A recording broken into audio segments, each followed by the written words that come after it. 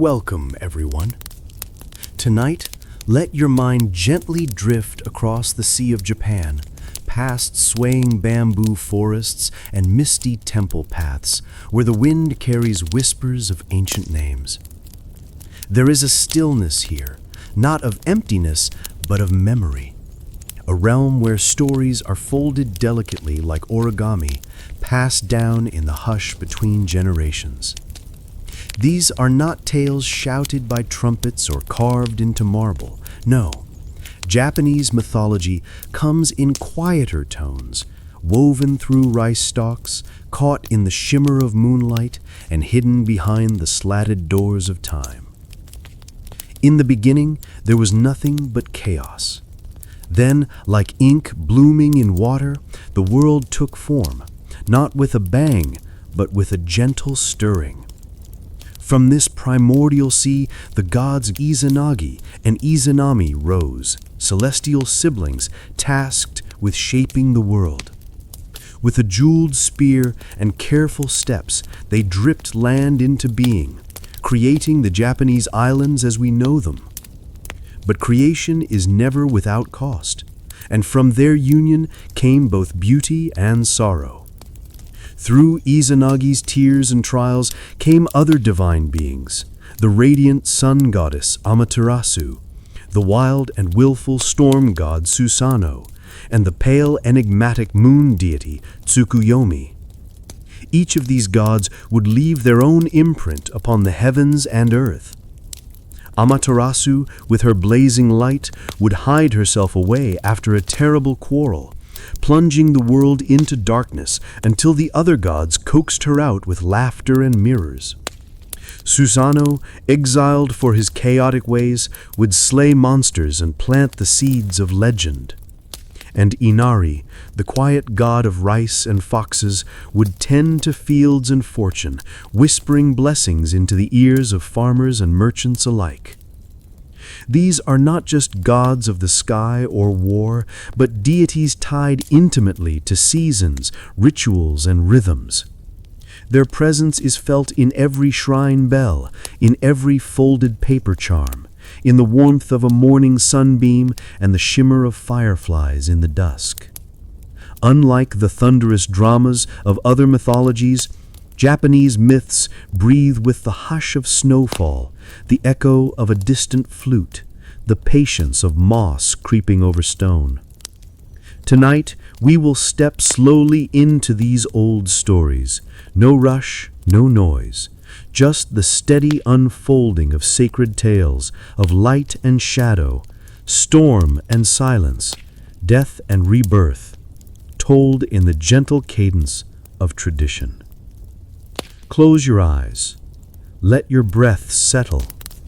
The myths are waiting, soft as silk and just as enduring.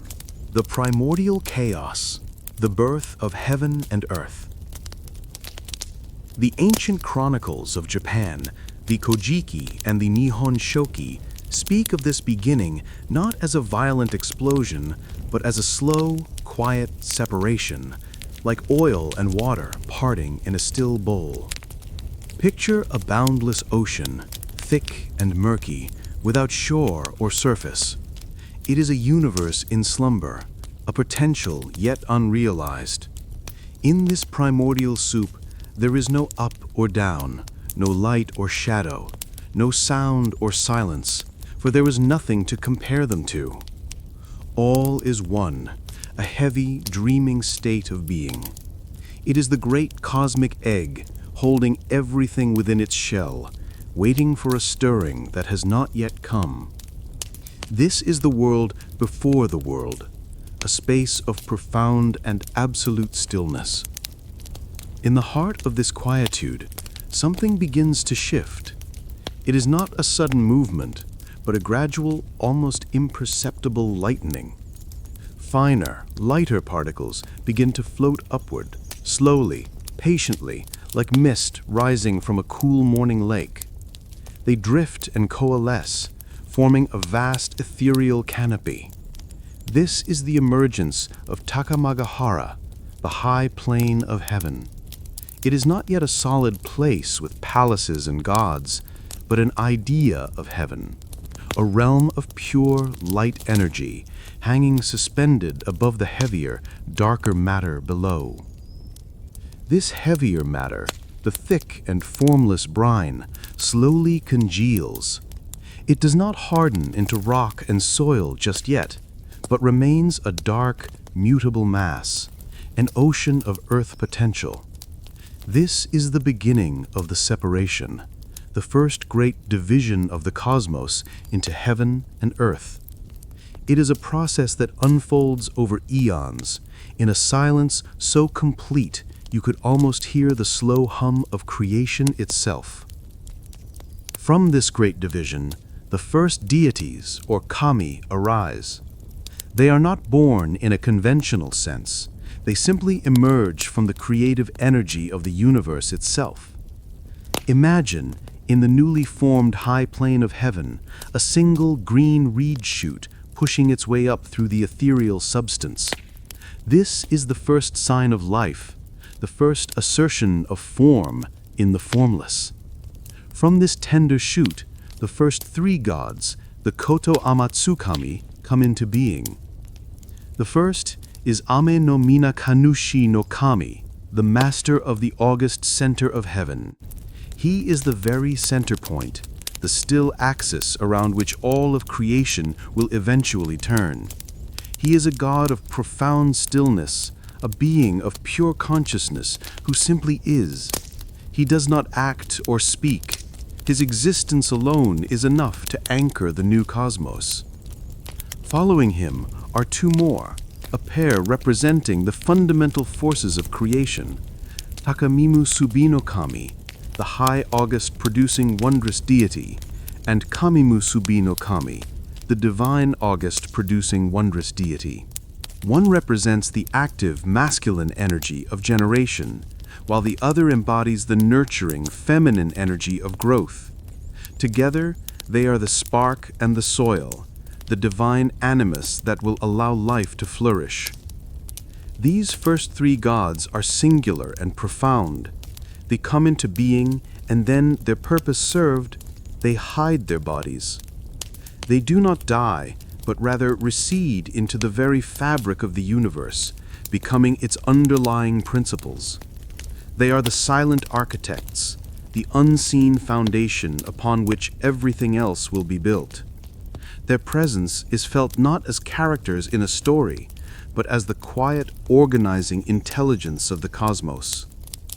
After they recede, the universe continues its slow, organic unfolding. From the still unformed earth, something like a reed shoot once again emerges. From this, two more deities appear, and then another 5 pairs, a total of 7 generations of heavenly kami. These are not yet the active, vibrant gods who will later shape the land and interact with humanity. They are more like primal forces, embodying the gradual development of the world. Think of them as stages in a great cosmic dawn. The first pair represents the earth and its riches, the mud and the sand. Another pair embodies the early stages of organic life. Each successive generation is a step closer to a complete, functioning world. They are born in pairs, male and female, establishing the principle of duality that will govern so much of what is to come. And like the first three, these gods also emerge, fulfill their quiet role in the cosmic sequence, and then fade from view, their work complete. They are the gentle, rhythmic breaths of a world slowly waking up. The final pair to emerge in this divine lineage is different. They are given a name, a form, and a great and specific purpose. They are Izanagi no Mikoto, he who invites, and Izanami no Mikoto, she who invites. They stand at the precipice of creation, the inheritors of all the silent preparatory work that has come before. They are young, vibrant, and filled with the divine energy of their ancestors. They stand on the Ame no Ukihashi, the floating bridge of heaven, a shimmering pathway that connects the ethereal high plane of heaven with the dark, churning chaos below. Before them lies a world that is still a formless, briny sea. It is a canvas waiting for its first brushstroke. The elder gods, the silent forces who came before, bestow upon this final pair a magnificent tool, a jeweled spear, the Ame no Nuboko. Holding the spear, Izanagi and Izanami look down from the bridge. The air is still. The universe is holding its breath. The long, silent era of primordial chaos is ending. The time of quiet emergence is giving way to a time of deliberate creation. The world is ready to be born, not from a clash of titans or a war in the heavens, but from the gentle, curious stirring of a divine couple, standing on a bridge between two worlds, about to dip their celestial spear into the waters of possibility. The long, deep night of pre-creation is over, and a soft, pearlescent dawn is about to break. Izanagi and Izanami, the divine creators. Let the image of that quiet, primordial world settle in your mind. The high plane of heaven, a realm of light and stillness, is now established. Below it, the world remains a vast, unformed ocean, a dark and swirling liquid canvas. On the floating bridge of heaven, the beautiful, shimmering span that connects these two realms, stand the final and most vital of the primordial gods, Izanagi, the inviting male, and his sister and wife, Izanami, the inviting female. They are the culmination of all that has come before, the silent emergence of abstract forces, the slow separation of heaven and earth. But unlike their predecessors, who simply appeared and receded, Izanagi and Izanami have been given a task. The elder gods have charged them with a gentle but monumental purpose. This drifting land, they were told, is not yet solid. Go forth, you two, and give it form. Solidify it. Complete it. To aid them, they hold the Ame no Nuboku, the heavenly jeweled spear. It is not a weapon of war, but a tool of creation, gifted to them by the silent celestial powers. It gleams with a soft internal light, humming with the potential of the world yet to be. Imagine them now, standing side by side on that ethereal bridge. Below them, the world is a formless, quiet chaos. There is no sound but the faint cosmic hum of a universe waiting to be born. Izanagi, representing the active Skyfather principle, takes the spear. Izanami, the nurturing Earth Mother principle, stands with him, her presence a quiet balance to his active. Together, they lower the tip of the gleaming spear into the thick, briny waters below. They do not thrust it or wield it with force. They simply lower it, gently, and begin to stir. Picture the slow, deliberate circles they make. The spear moves through the viscous liquid, and as it does, a sound begins to arise for the first time. It is the sound of koro, a thick, curdling, gurgling sound, like honey being churned. It is the sound of matter finding its form, of chaos yielding to order. They stir and stir, the liquid slowly thickening around the spear, clinging to its jeweled surface. When they feel the substance has become heavy and rich, they lift the spear from the water, and as they raise it, a single drop of this thick, salty brine falls from its tip. It is a heavy, glistening glob of primordial mud and salt. It falls through the space between heaven and the unformed earth, and as it descends, it cools and solidifies. It does not splash into the water below, but instead becomes the first solid point in the vast ocean, an island. This is the island of Onogoro, the self-coagulating island. It is the first piece of solid land, a sacred foundation upon which the rest of the world will be built. It is a quiet miracle, born not of power, but of gentle, deliberate action. It is a testament to the creative force of balance and partnership. Descending from the floating bridge of heaven, Izanagi and Izanami step onto this new, firm ground. The air here is still and new. They are the first beings to walk upon the earth. On this island, they decide to build a home. They erect a grand central pillar, the Ame no Mihashira, the heavenly august pillar, which serves as an axis connecting the earth to the heavens.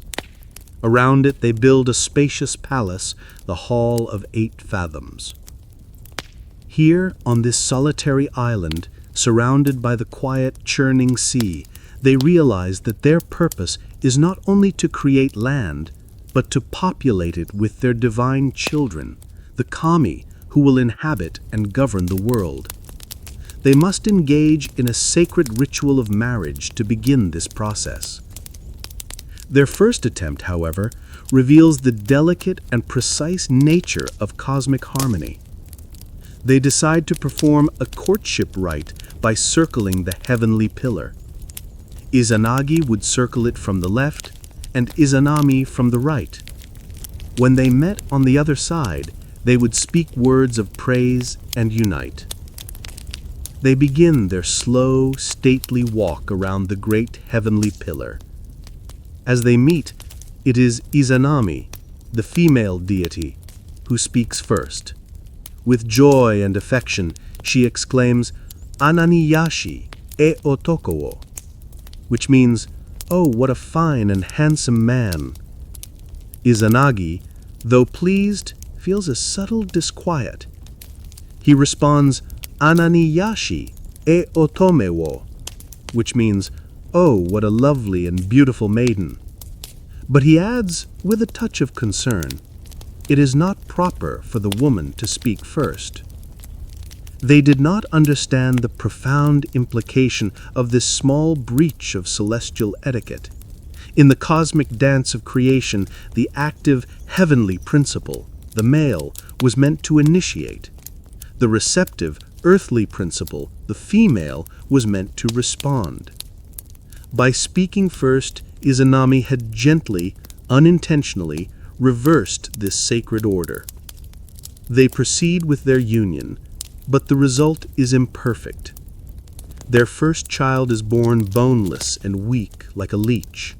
They name him Hiruku, the leech child. Saddened and confused, they place him in a boat made of reeds and set him adrift on the ocean, committing him to the care of the waters. Their next child is also imperfect, the island of Awa, which is not counted among the proper islands of Japan. Their hearts are heavy with this failure. They realize they have done something wrong, but they do not know what. In their sorrow, they ascend once more to the high plane of heaven to consult with the elder, formless gods. They present their problem, and the wise, ancient kami perform a divination to uncover the cause. The answer is simple and clear. The ritual was performed incorrectly. It was because the woman spoke first, the elder gods explain. Return to the island and perform the rite again, correctly this time. There is no scolding, no punishment. It is a lesson in the quiet, unyielding laws of cosmic balance. Creation is a delicate art, a dance where every step has meaning. Izanagi and Izanami understand. They return to the island of Onogoro, their resolve renewed. Again they stand on opposite sides of the great heavenly pillar. Again they begin their slow circular procession. The air is filled with a quiet reverence, a deep understanding of their role. This time, as they meet, It is Izanagi who speaks first. With a voice full of love and admiration, he declares, "Anani yashi e otome wo," which means, "Oh, what a lovely and beautiful maiden." And Izanami, in her proper role as the receptive, nurturing force, joyfully responds, "Anani yashi e otoko wo," which means, "Oh, what a fine and handsome man." The balance is restored. The cosmic harmony is complete. The ritual performed correctly sanctifies their union. They are now truly prepared to fulfill their destiny as the divine parents of the world. They return to their palace, their hearts aligned with the rhythm of the universe. From this perfected union, the true work of creation can finally and beautifully begin. The world is poised, ready to be filled with islands, with gods, with mountains and rivers, all born from the sacred, balanced love of the two divine creators. The birth of the islands, from divine union to land. With the cosmic balance restored, a great and gentle stillness settles over the island of Onogoro. Izanagi and Izanami, their sacred marriage rite now perfected, are ready to begin the magnificent task of Kuni-umi, the birth of the land. This is not a creation of brute force, not the hammering of mountains or the carving of valleys. It is an act of birth, an organic and loving process, as if the world itself were their child. Let your mind drift to that spacious hall built around the celestial pillar. Here, in this sacred space, the divine couple's union becomes a font of creation. One by one, the islands of the Japanese archipelago are born from Izanami's womb. Each birth is a quiet miracle, a new piece of the world unfurling into existence. The first to be born is the great island of Awaji, a stepping stone in the inland sea. Then comes the beautiful four-faced island of Ayo, which would later be known as Shikoku. Each of its four faces has its own name, its own spirit, a testament to the diverse and complex nature of this new land. Following Ayo, the twin islands of Oki are born, and then the great island of Tsukushi, which we now call Kyushu. Like Ayo, Kyushu is also born with four faces, each a distinct region with its own nascent character. With each birth, the world grows. The formless ocean is slowly being punctuated by solid, living land. Imagine standing with the divine couple on a high point of Onogoro, watching as these new lands emerge from the misty sea, still steaming and new. The island of Iki is born, then Tsushima, its shores facing the vast continent. Then comes the smaller island of Sado. And finally, the largest and most significant of all is born, Oyamato Toyo Akitsushima, the great Yamato, the rich autumn island. This is the great central island of Honshu, the heartland of the future nation. Its birth is the culmination of this grand creative act. Together, these 8 islands form the Oyashima, the great 8-island country, the classical name for Japan. They are the firstborn children of the gods, the sacred homeland. The act of creation does not stop with these main islands. After the Oyashima are complete, Izanagi and Izanami give birth to 6 more smaller islands scattered around the main archipelago like loving afterthoughts, completing the shape of the land. The physical world, the stage for all future events, is now largely complete. It is a world born of divine love and cosmic harmony, each island a sacred entity with its own spirit and purpose. But a land needs more than just a physical form. It needs the forces of nature to animate it. It needs spirits, or kami, to govern its various aspects.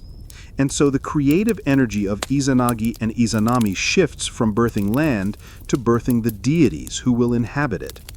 This next phase of creation is a beautiful cascading sequence of births, a divine family tree that populates the empty world with meaning and life. From their union, a host of kami are born, each one personifying a vital element of the world. Imagine the quiet procession of these births. First comes the kami of the house, the spirit that makes a dwelling a home. Then is born the kami of the wind, Shinatsuhiko, a being whose breath will stir the leaves on the trees and push the sails of ships. His birth is followed by the kami of the trees, Kuku no Chi, whose essence fills every forest and grove. And then the kami of the mountains, Oyamatsumi, whose spirit resides in the silent, imposing peaks that rise from the new islands. With each new kami, the world becomes more vibrant, more complete. The kami of the plains, Kaya no Hime, is born, and the fields are filled with the potential for grasses and grains. Deities of mountain passes, of the foamy waters of the sea, of rivers and of sand, all emerge from the divine couple. The world is no longer just rock and water. It is alive, imbued with a sacred presence in every feature. The rustle of a leaf, the rushing of a river, the silent majesty of a mountain, all are now expressions of a divine being. The creation is intricate and detailed. They give birth to the kami of the sea, Owatatsumi, a great and powerful spirit who governs the vast oceans surrounding the islands. They birth the kami of the ports and harbors, ensuring safe passage for those who travel by water. They even birth the kami who govern the very substance of the world, like the god of clay and the goddess of fresh water. In this beautiful, peaceful process, a world of perfect harmony is being constructed. The mountains and the seas have their guardians. The winds and the trees have their spirits. The land and the water are in balance. It is a pristine, divine ecosystem, a garden of the gods. Izanagi and Izanami look upon their creation, this world teeming with their divine offspring, and see that it is good.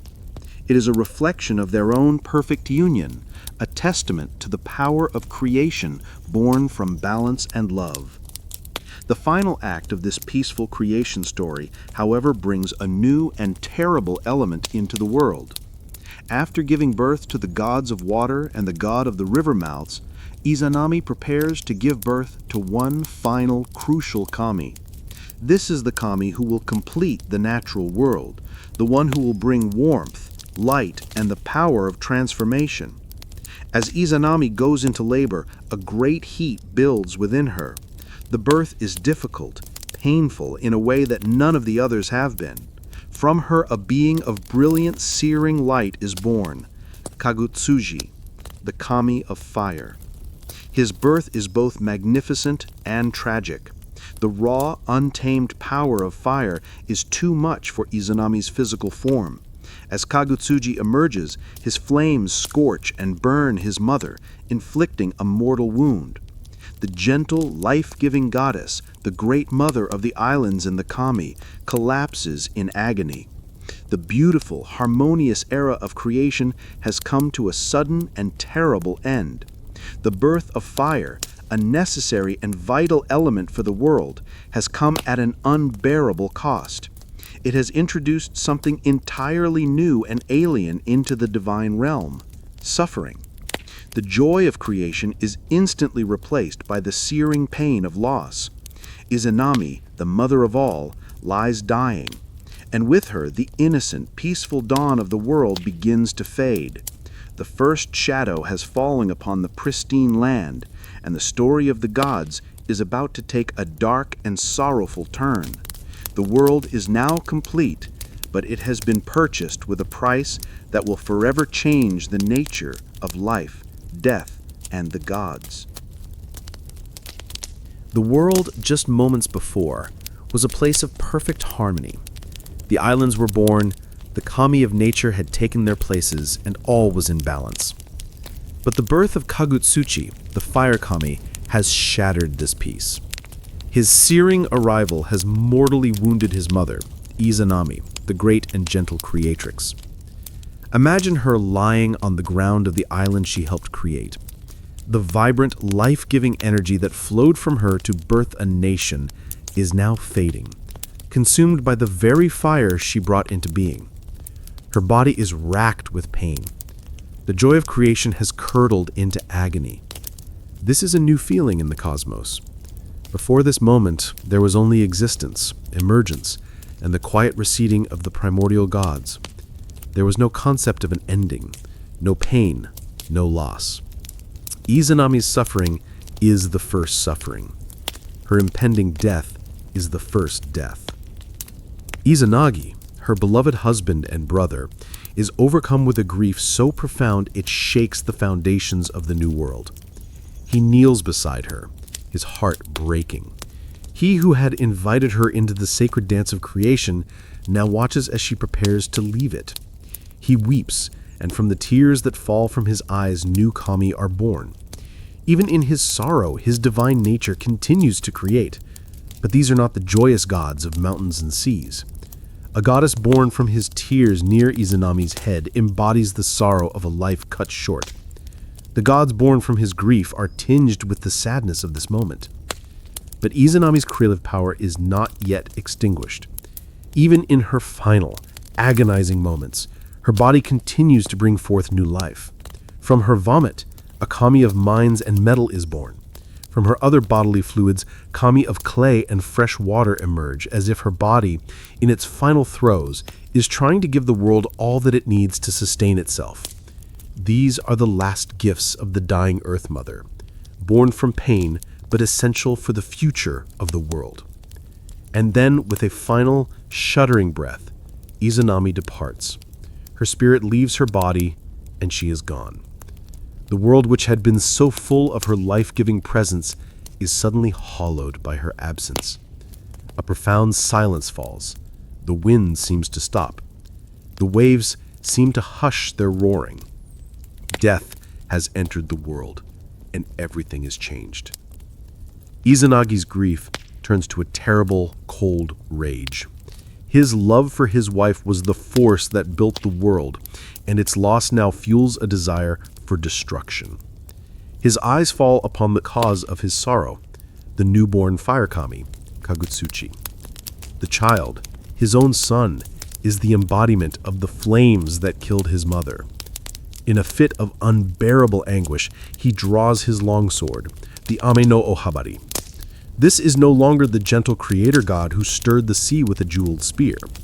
This is a god consumed by loss, the first widower. He approaches the infant fire god, and with a single, swift stroke, he ends the life of his own child. The act is brutal, but even this violence gives birth to new life. The blood of the slain fire god, Kagutsuchi, splatters across the rocks and sands, and from these drops of divine blood, new kami spring forth. These are not gentle spirits of nature. They are powerful, often fierce gods associated with the raw and formidable aspects of the world. From the blood that splatters across the rock faces, kami of mountains and sheer cliffs are born, embodying the unyielding strength of stone. From the blood that stains the hilt of Izanagi's sword, gods of thunder and raging rivers are born, full of sound and fury. 8 powerful deities emerge from the body of the slain fire god, including a dragon god and the primary god of thunder, Takemikazuchi, a deity of martial might who will play a crucial role in later myths. The death of the fire god has, in a strange and violent paradox, completed the pantheon with gods of power, conflict, and force. With his vengeance enacted, Izanagi is left alone with his grief. The world around him is complete, teeming with the children he and Izanami created, but it is an empty world to him now. He buries the body of his beloved Izanami at the border of the lands of Izumo and Hoki, on the slopes of a mountain named Hiba. His act of burial is the first funeral, a ritual of farewell that acknowledges the finality of this new state of being called death. But for Izanagi, it is not final. He cannot accept it. His love for Izanami is too strong, his longing too deep. He cannot imagine a world without her. The memory of her voice, her smile, the way they stood together on the floating bridge of heaven, It all consumes him. A desperate idea begins to form in his mind. He has heard whispers of a place where the dead go, a land of darkness and shadows. It is called Yomi no Kuni, the land of the dead, the gloomy land. It is a place from which no one has ever returned. But Izanagi is not just anyone. He is a god, a creator. Surely the laws of this new terrible reality do not apply to him. He believes, with all the power of his grieving heart, that he can go there. He can find his beloved Izanami and bring her back. He can reverse this tragedy, undo the very concept of death that has just been born, and restore the world to its former harmony. This decision marks the beginning of another journey, one far more perilous than the creation of the world. It is a journey into the unknown, a descent into darkness fueled by love and denial. He leaves the beautiful sunlit world he created, a world now tainted by sorrow, and sets his face toward the entrance to the underworld. His quest is to defy the irreversible, to bargain with the shadows, and to reclaim the life that has been stolen from him. The quiet tragedy of Izanami's death is about to give way to the somber, silent horror of the journey that follows. We follow Izanagi now, no longer the proud creator god, but a solitary figure cloaked in grief, as he begins his somber journey to Yomi no Kuni, the underworld. The path to Yomi is not a grand, fiery chasm, but a quiet, indistinct passage, a slope that leads ever downward into the earth. It is a place where the air grows still and cold, where all color drains from the world, and where sound is muffled as if absorbed by the heavy, oppressive darkness. As Izanagi descends, the familiar world he created recedes behind him, and he enters a realm governed by a new and terrible law, the law of decay. This is a land of shadows and silence. There are no birds singing, no wind rustling through leaves. There is only a profound and eternal twilight. The landscape is barren and bleak, a mirror image of the living world, but stripped of all life and vibrancy. It is a place of endings, a repository for what has been. Izanagi walks through this gloomy stillness, his heart a heavy stone in his chest, his every step echoing in the deafening quiet. His only guide is the desperate, burning hope of seeing his beloved Izanami once more. After a long and desolate journey, he arrives at a great, imposing stone gate, the entrance to the central palace of Yomi. The gates are sealed by a massive boulder. It is here he senses that he will find her. He calls out her name, his voice trembling but full of longing. Izanagi, my beloved, my dearest wife. The world that we created together is not yet finished. Come back with me. Come back and let us complete our work. His voice, full of life and love, is a foreign sound in this silent land. It penetrates the gloom, and after a moment a voice answers him from behind the great stone door. It is her voice, the voice of Izanagi, but it is different now. It is faint, hollow, and drained of its former warmth, like a distant echo. "My dearest husband," she whispers through the sealed gate. "It is too late. I am so sad that you did not come sooner. I have already eaten of the food of Yomi. I have partaken from the hearth of the underworld." To eat the food of the underworld is to become a permanent resident. It is an unbreakable law. Once the nourishment of Yomi has been taken, one is bound to it forever, becoming one of its own. A wave of despair washes over Izanagi, but he refuses to give up. "I cannot accept that," he pleads. "Come back with me." A long silence follows. Then Izanami's voice returns with a flicker of her old love, perhaps touched by his devotion. You have come so far for me. I wish I could go with you. I will try. I will go and speak with the kami of Yomi. I will ask for my release. But you must promise me one thing. While I am gone, you must not look for me. You must not try to see my form. Promise me this."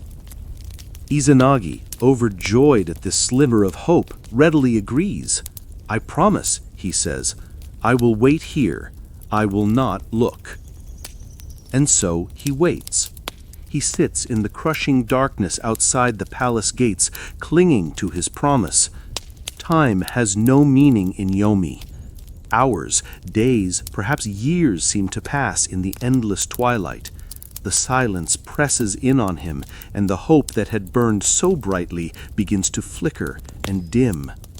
He is alone with his thoughts, the memory of her living form warring with the hollow echo of her voice. The weight becomes unbearable. The silence stretches into an eternity.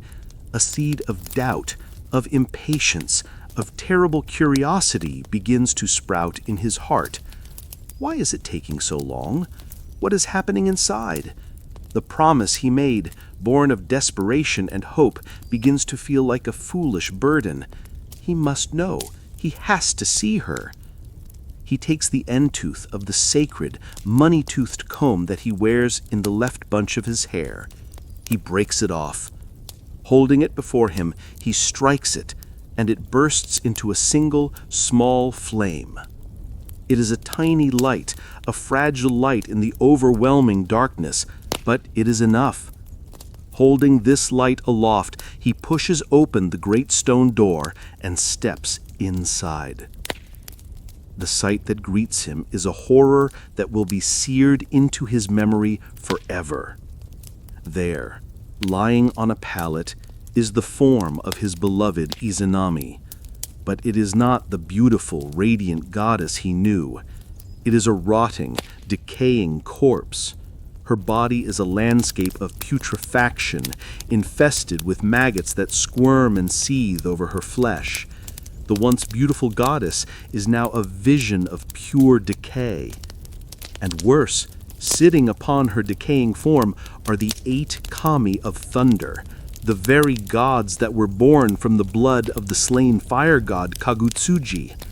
A thunder god sits on her head, another on her chest, on her belly, on her hands, on her feet. They are a guard of honor for the queen of this rotten kingdom, born of violence and now presiding over decay. Izanagi cries out in terror and disgust. He drops his flaming torch and turns to flee. The small light has broken the spell, and more importantly, broken his promise. From the decaying form on the pallet, a shriek of rage and shame erupts. It is Izanami's voice, but now it is a monstrous, terrifying sound. "You have shamed me. You looked upon me. You broke your promise, and now you will pay." Her humiliation turns into a terrifying fury. She who was once the gentle mother of the world is now the vengeful queen of the dead. She immediately dispatches the shikome, the hags of the underworld, foul and terrible crones, to chase him. "Catch him and kill him," she commands. Izanagi flees for his life, back through the bleak landscape of Yomi. The hags are fast, their shrieks echoing behind him. In his terror, he reaches into his hair and pulls off his headdress, a vine of black grapes, and throws it behind him. As it hits the ground, it magically transforms into a thicket of wild grapevines, heavy with fruit. The hags, hungry and simple-minded, stop to gorge themselves on the grapes, giving Izanagi a precious few moments. But soon they are after him again. He reaches for his sacred comb again, this time from the right bunch of his hair, and throws its teeth behind him. They instantly sprout into a dense forest of bamboo shoots. The hags are delayed once more, pulling up the shoots and eating them. He is nearing the exit, the slope that leads back to the world of the living. But as he glances back, he sees a new horror. Izanami herself, in her putrefied form, is now leading the chase, along with the 8 thunder gods and an army of 1,500 warriors of Yomi. In a final, desperate act, Izanagi reaches the pass of Yomi, the very boundary between the living and the dead. He sees a massive boulder nearby, one that would take 1,000 men to move. With a final burst of divine strength, he rolls the great stone into the pass, sealing the entrance to the underworld completely. On the other side of the boulder, Izanami shrieks in fury. The final terrible separation has occurred. From behind the stone, she utters a curse that will forever define the human condition. My dearest husband, because you have done this to me, I will each day strangle and kill 1,000 of the people of your land. Izanagi, standing in the light of the living world, his heart broken, but his life his own, shouts back his reply, a vow that establishes the cycle of life and death. My dearest wife, if you do that, then I will each day see that 1,500 birthing huts are built. For every life you take, more will be born. And so it was set. The tragic love story of the creator gods ends in a permanent, bitter divorce. Izanami becomes the great goddess of death, forever pulling the living into her dark realm. And Izanagi becomes the god of life, ensuring its continuation. Death has been sealed away, but its power is now a fundamental part of the world, a constant, daily reaping that is only balanced.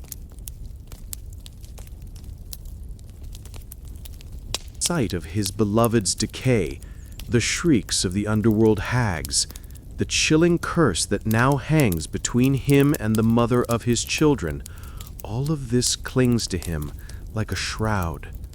He is home, but he is not whole. He is polluted. In the language of the spirits, he is overcome with kegare, a defilement that separates him from the pure divine nature of the world he created.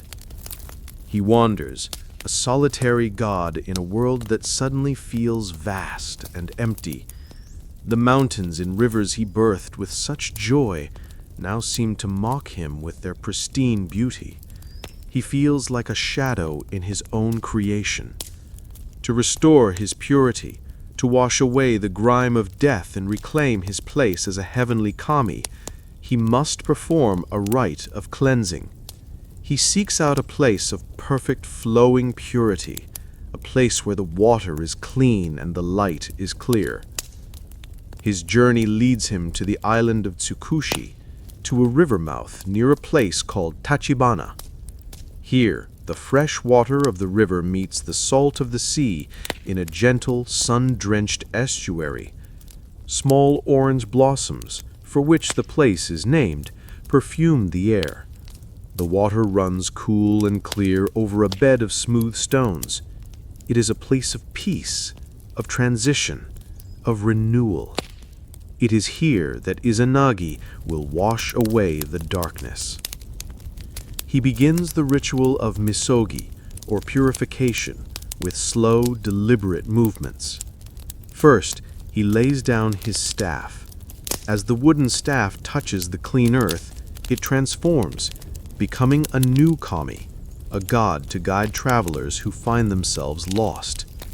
He then removes his belt, and it too becomes a god, a spirit of the crossroads. He casts off his robes, his sandals, his crown, and with each item he discards, a new deity springs into existence.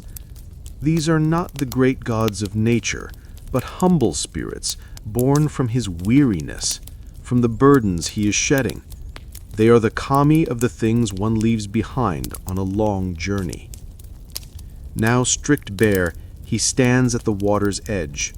The world he is in is full of life, but the world he has just left is a place of stagnation. He wades into the river, dividing the current into upper, middle, and lower stream. He thinks the upper stream is too fast and the lower stream is too slow. He chooses the middle stream, a place of perfect balance. The cool caress of the water is a shock, a sudden awakening from the nightmare of Yomi.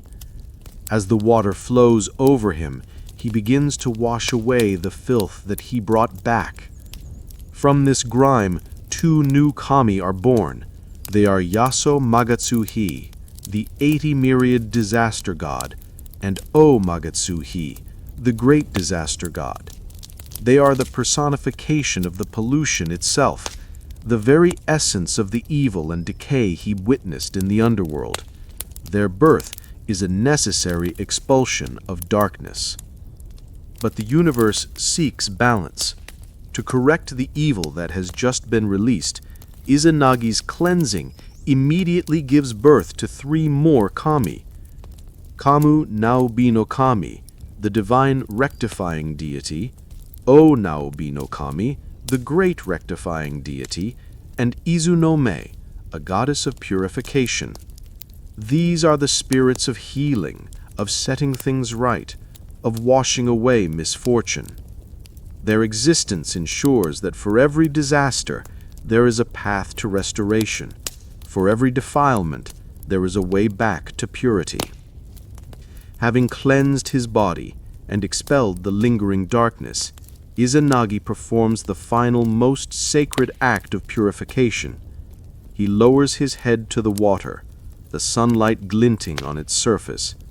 He washes his face, the water cool and gentle. He begins with his left eye. As the clear river water rinses it, something extraordinary happens. A light begins to form. It is not a blinding flash, but a soft, golden luminescence that emanates from the water around his face. It grows in brilliance, a warm, life-giving radiance that pushes back the memory of Yomi's gloom. From this gentle washing, a new goddess emerges, fully formed and unimaginably beautiful. Her light is the light of a perfect dawn, full of promise and peace. This is Amaterasu Omikami, the great August Kami who shines from heaven. She is the goddess of the sun. Izanagi gasps. His heart, so long clenched by grief and horror, swells with the joy he thought he would never feel again.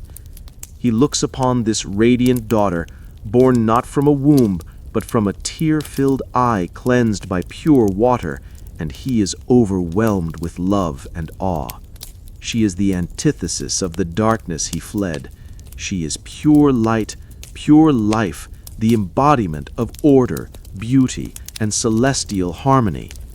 "My noble child," he whispers, his voice filled with reverence. He removes the sacred beaded necklace from his own neck, the Mikura Tana no Kami, and, shaking it so it jingles with a celestial sound, he bestows it upon her. "You," he declares, "shall rule the high plane of heaven, Takamagahara. You will be its light and its sovereign." Amaterasu, with the grace and serenity that seems as old as the cosmos itself, accepts the charge. Her very presence brings a sense of profound peace and order to the world. The birth of the sun goddess is the world's great healing. The trauma of Izanami's death and the horror of Yomi have been answered not with vengeance, but with the creation of a gentle, unwavering light. Her birth represents the establishment of a new cosmic order. Where Izanagi and Izanami's creation was of the physical world, the earth, the sea, the raw forces of nature, Amaterasu's dominion is the celestial realm, the source of light, warmth, and life itself. She is the calm, steady heart of the universe, the unblinking eye of heaven that will watch over the world, ensuring that the darkness of Yomi can never again overwhelm the land of the living. With her commission given, Amaterasu begins her slow, graceful ascent to the heavens. As she rises, her light spreads across the land, illuminating the mountains and valleys, warming the soil, and making the waters sparkle. The world, which was born in quiet chaos and scarred by the first death, is now bathed in the benevolent eternal light of the sun. Izanagi, standing in the river, watches her go, his spirit finally cleansed, his heart finally at peace. The first and most beloved of his three noble children has taken her place, and with her a new age of divine order has begun. Spirit still buoyed by the profound joy of his son-daughter's birth. The memory of Yomi's gloom has been chased away by her radiant presence, but his purification is not yet complete. The world has its day, but it must also have its night. The brilliance of the sun requires a counterpart, a quiet and serene presence to govern the hours of rest and reflection. Having washed his left eye and brought forth the sun, Izanagi now turns to his right. He scoops the cool, clear water into his hands and gently bathes his right eye. As the water washes over him, a different kind of light begins to emerge. This is not the warm, all-encompassing gold of the sun. It is a cool, silvery luminescence, a light that does not banish shadows, but rather gives them shape and beauty. It is a light of tranquility, of mystery, of the quiet and hidden side of the world. From this washing, a second noble child is born, a male deity of sublime and composed beauty. He is as serene as Amaterasu is radiant. This is Tsukuyomi no Mikoto, the moon-reading prince, the god of the moon and the ruler of the night. If Amaterasu is the vibrant, life-giving heart of the day, Tsukuyomi is the calm, meditative soul of the night. He does not possess her overwhelming brilliance, but his own kind of quiet majesty. His presence is one of order, measure, and the steady, predictable cycles of time. He is the guardian of the celestial clock, the one who pulls the tides and marks the passing of the months. Izanagi looks upon his son with a different kind of joy, not the exuberant relief that Amaterasu's birth brought, but a deep sense of satisfaction, of a beautiful and necessary symmetry being established. He sees in Tsukuyomi the perfect complement to his sister, light and shadow, day and night, masculine and feminine. The cosmos was finding its essential, harmonious rhythm. "You, my noble son," Izanagi proclaims, his voice soft in the quiet air, "are a wonder to behold. Your sister shall govern the day. You shall be her counterpart. I give you the dominion of the night. Rule over the kingdom of the night and share the heavens with her." Tsukuyomi, with a silent, graceful bow of his head, accepts his commission. He is not a god of many words. His power lies in his silent, steady presence, the reliable return of his gentle light after the sun has set. He represents the peace that falls over the world when the day's work is done, the time for introspection, for dreams, for the quiet unfolding of secrets that the bright sun cannot see. His realm is not a place of terror or gloom like Yomi. It is a world of soft shadows and silvered landscapes. It is the moonlit forest where nocturnal animals stir, the gentle glow on the surface of a still lake, the path illuminated for a late-night traveler. Under his reign, the night is not an absence of light, but a different kind of illumination, one that encourages a different kind of sight. Together, Amaterasu and Tsukuyomi are the two great lights of the sky, the celestial siblings meant to rule in perfect harmony. In the beginning, they do. Amaterasu takes her place in the heavens, and her brother ascends to join her. For a time, they share the sky, a sun god and a moon god, ruling in tandem, a perfect expression of cosmic balance. The world below benefits from their joint reign. The steady cycle of day and night is established. The sun coaxes the crops to grow, and the moon governs the tides and the cool dews that replenish the earth. It is an era of serene and predictable order. Unlike his sister, Amaterasu, whose stories are filled with interaction, conflict, and influence over the terrestrial world, Tsukuyomi remains a more distant and enigmatic figure in the grand tapestry of myth. His role is essential but quiet. He is the silent observer, the keeper of time's passage. The very name Tsukuyomi contains the word for moon, tsuki, and a word that can mean reading or counting, yomi, suggesting his role as a celestial calendar, counting the months and seasons. Farmers would look to him to know when to plant and when to harvest. Sailors would navigate by his steady light. His influence is subtle, woven into the very fabric of life's rhythms, but he rarely descends from his celestial palace or interferes directly in the affairs of gods or mortals. He is the god of the pause, the sacred interval between the acts. While Amaterasu's light encourages action, growth, and visibility, Tsukuyomi's cool glow invites rest, contemplation, and an appreciation for the unseen. He is the patron of the poet who finds inspiration in the quiet of the evening, the philosopher who ponders the mysteries of the universe under a starry sky, the lover who walks in a moonlit garden. His essence is one of purity and order, almost to a fault. He is precise, clean, and uncompromising view of the world.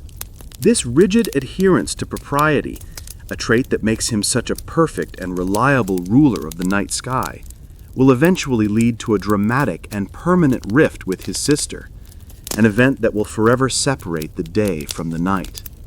But for now, in the moments after his birth, he is simply the beautiful, serene counterpart to the sun, the newly appointed guardian of the world's quiet hours.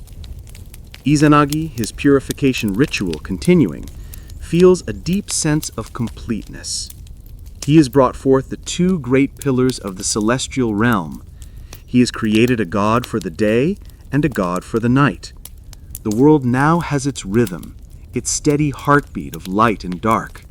He has replaced the chaos of his past with a new sublime order. But there is one more vital element needed to complete the cosmic triad, one more child to be born from his cleansing, a force of nature as untamed and passionate as his siblings are calm and orderly. The stage is set for the arrival of the storm. A perfect, serene balance has been achieved. But the world is not just made of steady light and quiet darkness. It contains another, more volatile energy, the raw, untamed power of nature itself. It is the force of the wind, the crash of the waves, the flash of lightning, and the deep emotional currents that stir within every living being. This final, crucial element is about to be born. Having cleansed his left eye and his right eye, Izanagi completes his purification by washing his nose. He snorts the clear river water to cleanse his nasal passages, and as he does so, a third and final noble child comes into being. This birth is different from the serene emergence of his siblings. There is a sudden rush of wind, a turbulence in the water. The air crackles with energy. From this powerful exhalation, a kami of immense and wild vigor appears. He is strong, bearded, and possesses a restless, untamable spirit. His emotions are as vast and unpredictable as the ocean. This is Takehaya Susanoo no Mikoto, the brave, swift, impetuous male, the god of storms and the sea. Where Amaterasu is light and order, and Tsukuyomi is stillness and measure, Susanoo is chaos and change. He is not evil, but he is primal. He is the force of the typhoon that can level a forest, but also clears the way for new growth. He is the crashing wave that can sink a ship, but also carves the coastline into beautiful shapes. He is the embodiment of passion, of grief, of rage, of heroic strength, all the untamed, powerful emotions that give life its dramatic intensity. Izanagi looks upon his third child, his last and most tumultuous creation, and feels a jolt of this wild energy himself. He sees the raw power in his son, and knows that he too must have a kingdom to rule. "You," he declares, his voice booming with a newfound energy, "shall rule the plain of the sea." He has now divided the world among his three most precious children. Amaterasu has the heavens, Tsukuyomi has the night, and Susanoo has the vast, churning oceans. The cosmic order is complete, a perfect trinity of sun, moon, and sea. Izanagi, his work of creation and purification finally done, feels his own purpose fulfilled. His role as the active creator god is over. He has established the new order and can now retreat into a well-deserved, quiet seclusion, his legacy secured in his three magnificent offspring. But Susanoo is not content with his commission. Unlike his siblings, who accepted their roles with grace and silence, Susanoo is a creature of deep and overwhelming feeling. Upon hearing that he is to rule the sea, he does not rejoice. Instead, he begins to weep. And this is not a quiet, sorrowful weeping. It is a divine, world-altering tantrum. His wails are so loud and powerful that they shake the very foundations of the world. As he weeps, the green mountains wither and die, turning brown and barren. The rivers and seas dry up, their waters receding as if in fear. A host of evil kami drawn to this immense display of negative energy begin to swarm and buzz like flies, bringing misfortune and calamity to the land. Susanoo's personal grief becomes a cosmic disaster. The world, so recently healed and ordered by the birth of Amaterasu and Tsukuyomi, is once again plunged into chaos, this time by the unchecked emotions of one of its new rulers. Izanagi, his peace shattered, approaches his weeping son, bewildered and angry. "Why do you not accept your kingdom? Why do you weep and bring ruin upon the world I have created?" Through his sobs, Susanoo gives his reason, and it is a reason of profound and childlike longing. "I do not wish to rule the sea. I wish to go to the land of my mother. I want to go to Nen no Katatsukuni, the distant firm land, another name for the underworld, Yomi, where his mother Izanami now reigns." This desire is the key to Susanoo's character. He is a mother's boy, forever connected to the dark, chaotic, chthonic realm of Izanami rather than the bright, orderly, celestial realm of his father Izanagi. His nature is rooted in the very same grief and loss that sent his father on his own disastrous journey to the underworld. But where Izanagi's grief was that of a husband, Susanoo's was that of a child, a raw and inconsolable longing for a maternal presence he has never known. Izanagi is furious. He has just escaped the horrors of Yomi. He has sealed it away and purified himself of its taint. And now his own son, through his selfish grief, threatens to undo it all and unleash its destructive influence upon the world. The very mention of that place fills him with rage. "You are not fit to rule," Izanagi roars, his divine authority flaring one last time. "You are a god of destruction and sorrow. You may not remain in this land. Begone!" And with that, he banishes his son. He expels Susanoo from the world of the living, casting him out.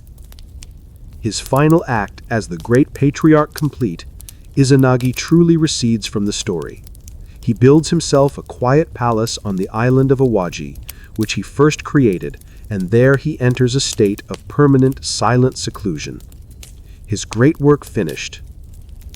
But Susanoo, now banished and without a kingdom, is left to his own devices. But before he departs for the land of his mother, he decides he must do one last thing. He must say goodbye to his sister, Amaterasu. He must ascend to the high plane of heaven, Takamagahara, to see her one final time. This decision, born of a mixture of sibling affection and his own tumultuous nature, sets the stage for the first great conflict in the divine family. His journey to the heavens will not be a quiet one. As he prepares to ascend, his every step shakes the earth. The mountains tremble and the rivers roar. His very approach is a storm, a whirlwind of raw power and unpredictable emotion, heading straight for the serene, orderly realm of the sun goddess. The untamed force of the storm is about to collide with the gentle, unwavering light of the sun, and the peaceful harmony of the new cosmos is about to be put to test. Above him is Takamagahara, the high plain of heaven, the serene and orderly kingdom of his sister, Amaterasu. He has been cast out, a divine exile, yet he feels he cannot depart for the land of his mother, the gloomy realm of Yomi, without first seeing his sister. Whether this desire comes from a place of genuine affection or a tumultuous need for validation, only Susanao's own wild heart knows. He turns his face upward, and with a great and terrible roar he begins his ascent. This is not the graceful, silent rising of his celestial siblings. Susanao's journey to heaven is a cataclysm. The very air shrieks as he moves, the mountains tremble, the earth quakes, and the rivers churn as if in a great flood. He is a storm climbing into the sky, a force of raw, untamed nature invading the realm of pure celestial order. In her heavenly palace, Amaterasu hears the commotion. She feels the disturbance in the fabric of her peaceful kingdom. The serene quiet of Takamagahara is shattered by this violent approach. She knows at once who it is. No other kami possesses such untamed and disruptive power. Her first thought is not of a loving reunion, but of invasion. She believes her brother, a being of chaos and destruction, is coming to usurp her throne and steal her kingdom. Her gentle nature gives way to a steely resolve. Amaterasu, the benevolent sun goddess, becomes a warrior queen. She prepares herself for battle. Swiftly, she ties up her long, radiant hair into knots of war. She wraps her arms in long strings of sacred magatama beads, their gentle clinking now sounding like a warning. She slings a quiver of 1,000 arrows onto her back and a quiver of 500 more to her side. She takes up a mighty bow and braces it firmly. Stamping her feet into the heavenly soil with such force that it flies like scattered snow, she lets out a fierce cry of defiance and waits at the borders of her kingdom for her brother's arrival. When Susanao finally appears, he is taken aback by her martial appearance. He sees not the welcoming sister he perhaps expected, but a goddess prepared for war. "Why do you come here with such violence?" Amaterasu demands, her voice clear and strong, cutting through the turbulence that surrounds him. Susanao, for once, seems humbled. "My dearest sister," he says, his booming voice softer than usual, "I have no ill intentions. Our father, the great god Izanagi, has banished me. Before I depart for the land of my mother, Yomi, I wished only to ascend to heaven to say farewell to you. I have no desire to seize your kingdom." Amaterasu, the embodiment of order, is skeptical. His words are gentle, but his very presence is a disruption. How could she trust the god of storms, whose grief alone could wither the world? "How can I believe you?" she asks. "How can I know that your heart is pure and your intentions are true? I will need proof." Susanao agrees. To prove the sincerity of their hearts, they will engage in a sacred trial by pledge, a ritual called uke. They will stand on opposite sides of the Ame no Yasukawa, the tranquil river of heaven, and each will birth new gods from an object belonging to the other. The nature of the gods they produce will reveal the truth of their intentions. If Susanao produces gentle female deities, his heart will be judged pure. First, Amaterasu asks for her brother's sword. It is the 10-span sword he used to slay the fire god, a symbol of his violent nature. She takes the sword, breaks it into 3 pieces, and chews them in her sacred mouth. Then she spits out the fragments, and from the mist of her breath, 3 beautiful and graceful female kami are born. They are the mist maidens of the sea, serene goddesses who will protect sailors. Now it is Susanoo's turn. He asks for the long string of 500 magatama beads that Amaterasu wears in her hair. These beads are symbols of her own gentle, life-giving essence, her purity and fertility. He takes the jewels, cracks them between his teeth, and spits them out. From his breath, 5 strong and virile male kami emerge, fierce and powerful gods. The trial is complete. The new gods stand between them. But who has won? The answer is not immediately clear and depends on interpretation. Susanoo lets out a triumphant roar. "I have won," he declares. "Because the gods born from my pledge, using your object, were noble male deities, my heart has been proven pure. My intentions were sincere." He points out that the gentle female kami were born from my sword, proving that even my most violent aspect can produce grace when held by my sister. Amaterasu, perhaps wishing to avoid conflict, or perhaps seeing a certain logic in his claim, concedes the victory. "It is so," she says quietly. "The gods born from your pledge were male. Your heart is true." She lowers her bow. The tension in heaven dissipates.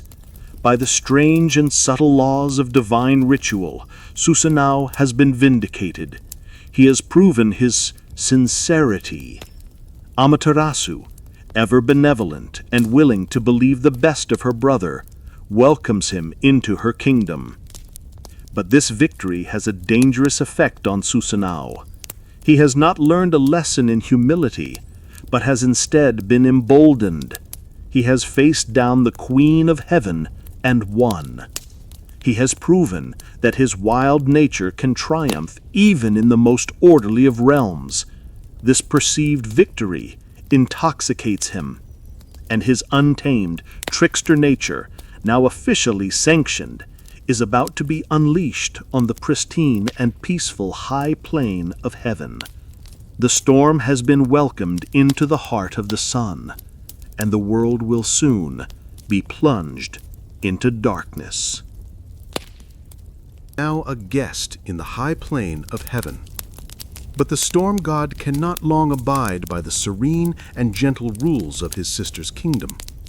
His victory has not humbled him, it has made him arrogant.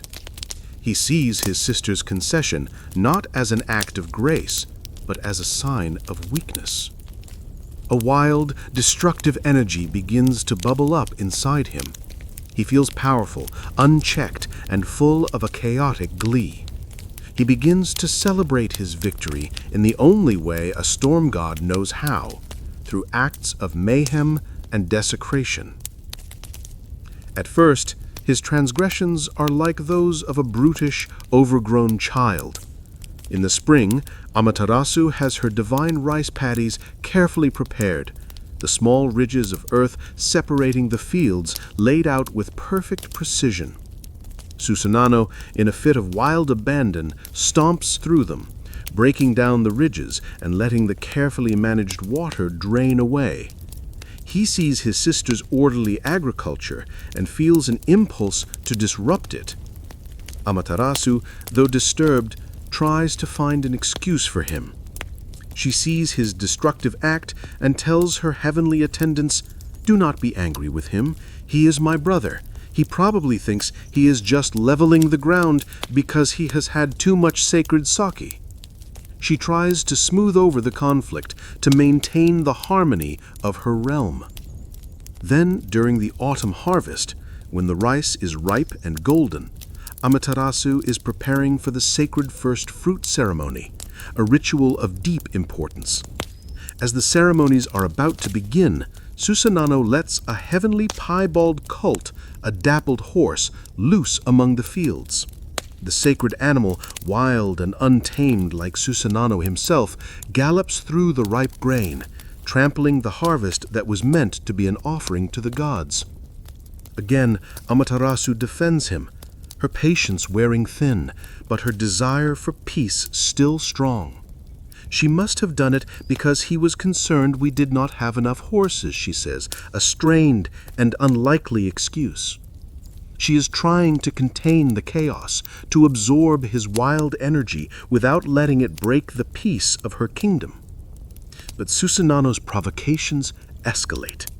His acts become more personal, more defiling. He sees the great hall where Amaterasu and her attendants are preparing for the harvest festival feast. In an act of profound disrespect and pollution, he secretly defecates under her divine throne. He befouls the most sacred seat in the most sacred of places. Even this Amaterasu tries to overlook, though her heart is growing heavy with sorrow and fear. She sees her brother not as a playful trickster, but as a malicious force, deliberately trying to pollute and profane everything she holds dear. His chaos is no longer just disruptive.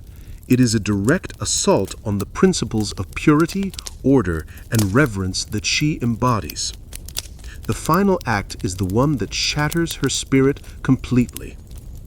Amaterasu is in her sacred weaving hall with her attendants, weaving the divine garments for the gods. It is a place of peace, concentration, and sacred creativity. The rhythmic clatter of the looms is the sound of celestial order being woven into fabric. Suddenly, a great crash echoes through the hall. Susanoo has climbed onto the roof.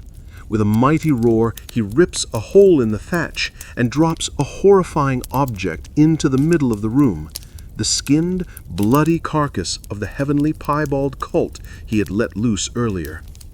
It is an act of shocking violence and defilement, bringing blood, death, and terror into the most serene and sacred of spaces. The weaving maidens panic. In the chaos and terror, one of the attendants in her fright strikes her own body against the shuttle of her loom and dies. This is the final straw. It is a mirror of the first great tragedy, a death caused by the untamed power of a male god, a beloved female figure lost. First is Anami, now one of her own weaving maidens. The sacred work has been stopped, a life has been lost. Blood and death have defiled her holy sanctuary. Amaterasu's spirit breaks. The grief, the fear, and the profound sense of violation are too much for her to bear. The benevolent sun goddess is overwhelmed. She looks at the chaos her brother has wrought, the desecration of her lands, the pollution of her palace, the death of her attendant, and she can no longer face the world. She can no longer bear to shine her light upon a realm where such things can happen. In her sorrow and despair, she flees. She runs from the weaving hall, from her palace, from the cries of the other gods. She finds a deep cave in the rock of heaven, the Ameno Iwato, the heavenly rock cave.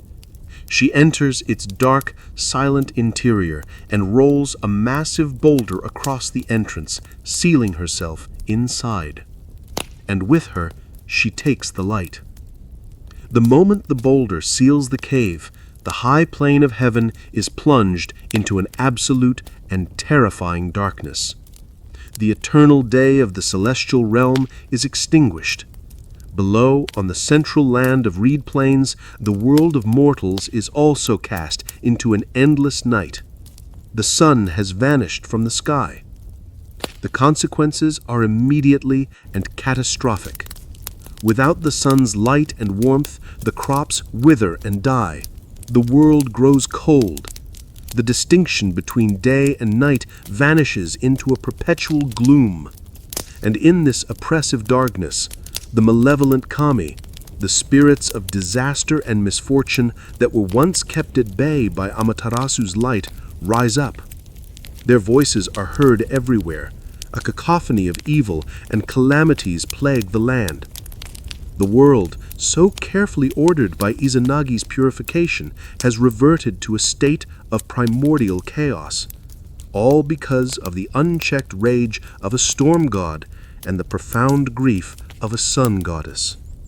The gods are lost, the world is dying, and all light is gone, trapped behind a stone door in a silent cave.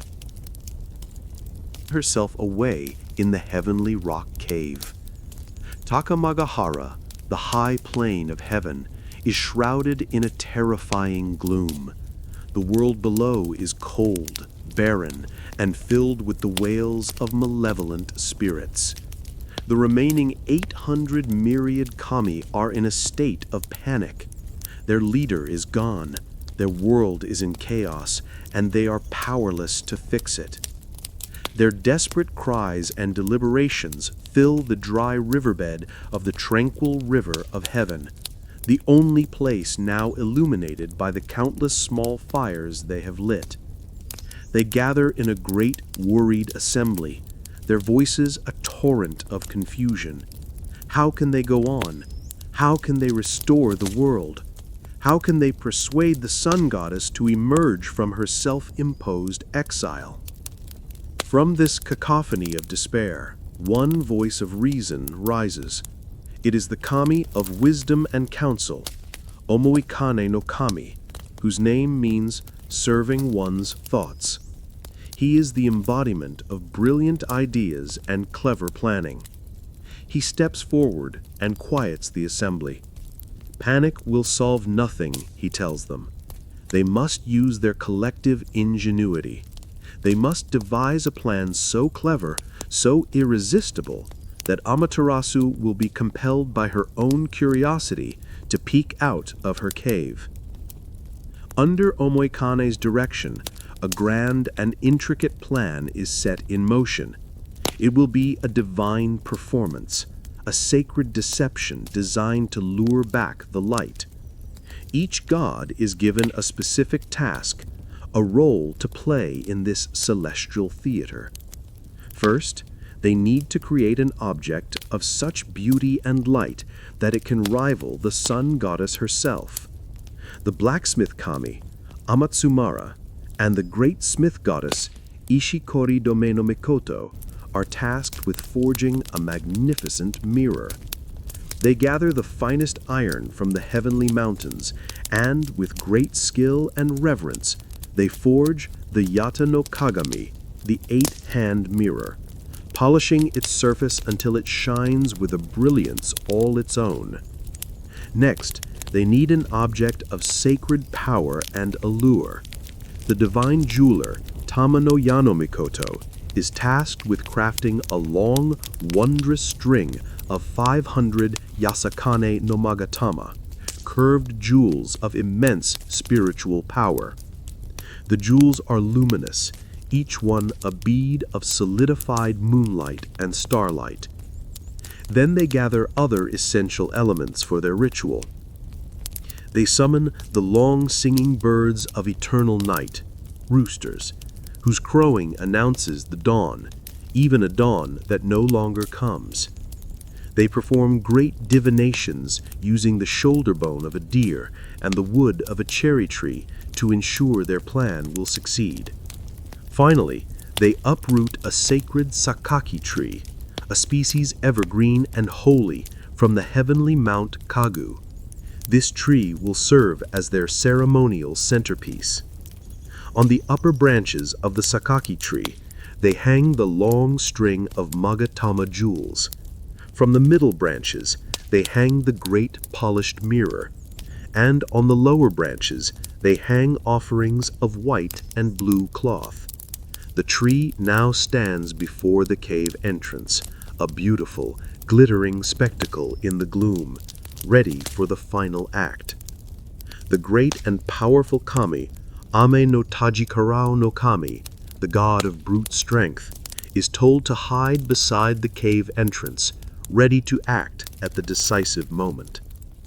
Everything is in place. The stage is set. The roosters are brought forward and begin to crow, their calls echoing in the darkness, a false dawn. The other gods begin to chant and make a joyous noise. And then the star of the performance takes her place. This is Ame no Uzume no Mikoto, the goddess of the dawn, mirth, and revelry. She is a kami of wild, uninhibited joy. She places a large wooden tub upside down before the cave, creating a makeshift stage. Adorning her hair with moss and her hands with bamboo leaves, she begins to dance. Her dance is not a graceful, stately affair. It is wild, frantic, and deeply comical. She stomps on the tub with such force that it booms like a great drum. She shouts and laughs. And then, in a moment of inspired, divine foolishness, she begins to disrobe. She pulls her garments down, exposing herself to the assembled gods. At this sight, the 800 myriad kami, their sorrow and fear momentarily forgotten, erupt into a thunderous, uproarious laughter. The entire high plane of heaven shakes with their collective mirth. The sound is so overwhelming, so full of pure, unadulterated joy, that it penetrates the darkness, the stone of the cave, and the deep grief of Amaterasu. Inside her dark, silent prison, she hears it. First, the crowing of the roosters, then the celebratory noise, and finally, the deafening, joyous laughter. She is bewildered. How can this be? She, the source of all light and joy, is hidden away in darkness and sorrow. The world should be weeping. How can the gods be celebrating? Her curiosity overwhelms her sadness. She inches towards the great boulder sealing the entrance. She cracks it open just a tiny sliver, enough to peer out. She calls out, "Why do you all laugh and rejoice when the world is plunged in darkness?" Her voice still heavy with grief. Ame no Uzume, still dancing, calls back without missing a beat. "We rejoice because we have a new goddess among us, one even more radiant and noble than you."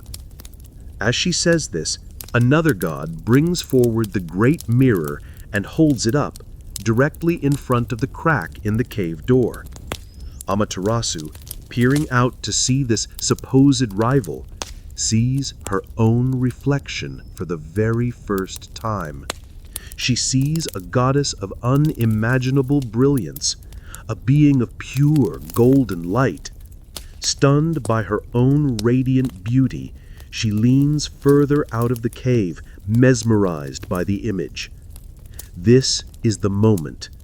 As she leans out, the strong god, Tajikarao, who has been hiding in wait, lunges forward. He grabs her hand and pulls her out of the cave with all his might. The moment she is clear, another god quickly stretches a sacred rope of rice straw, a shimenawa, across the entrance, declaring that she may never hide herself away again. And with Amaterasu fully emerged from the cave, light floods back into the universe. The high plane of heaven is once again bathed in her warm, golden radiance. The world below is illuminated.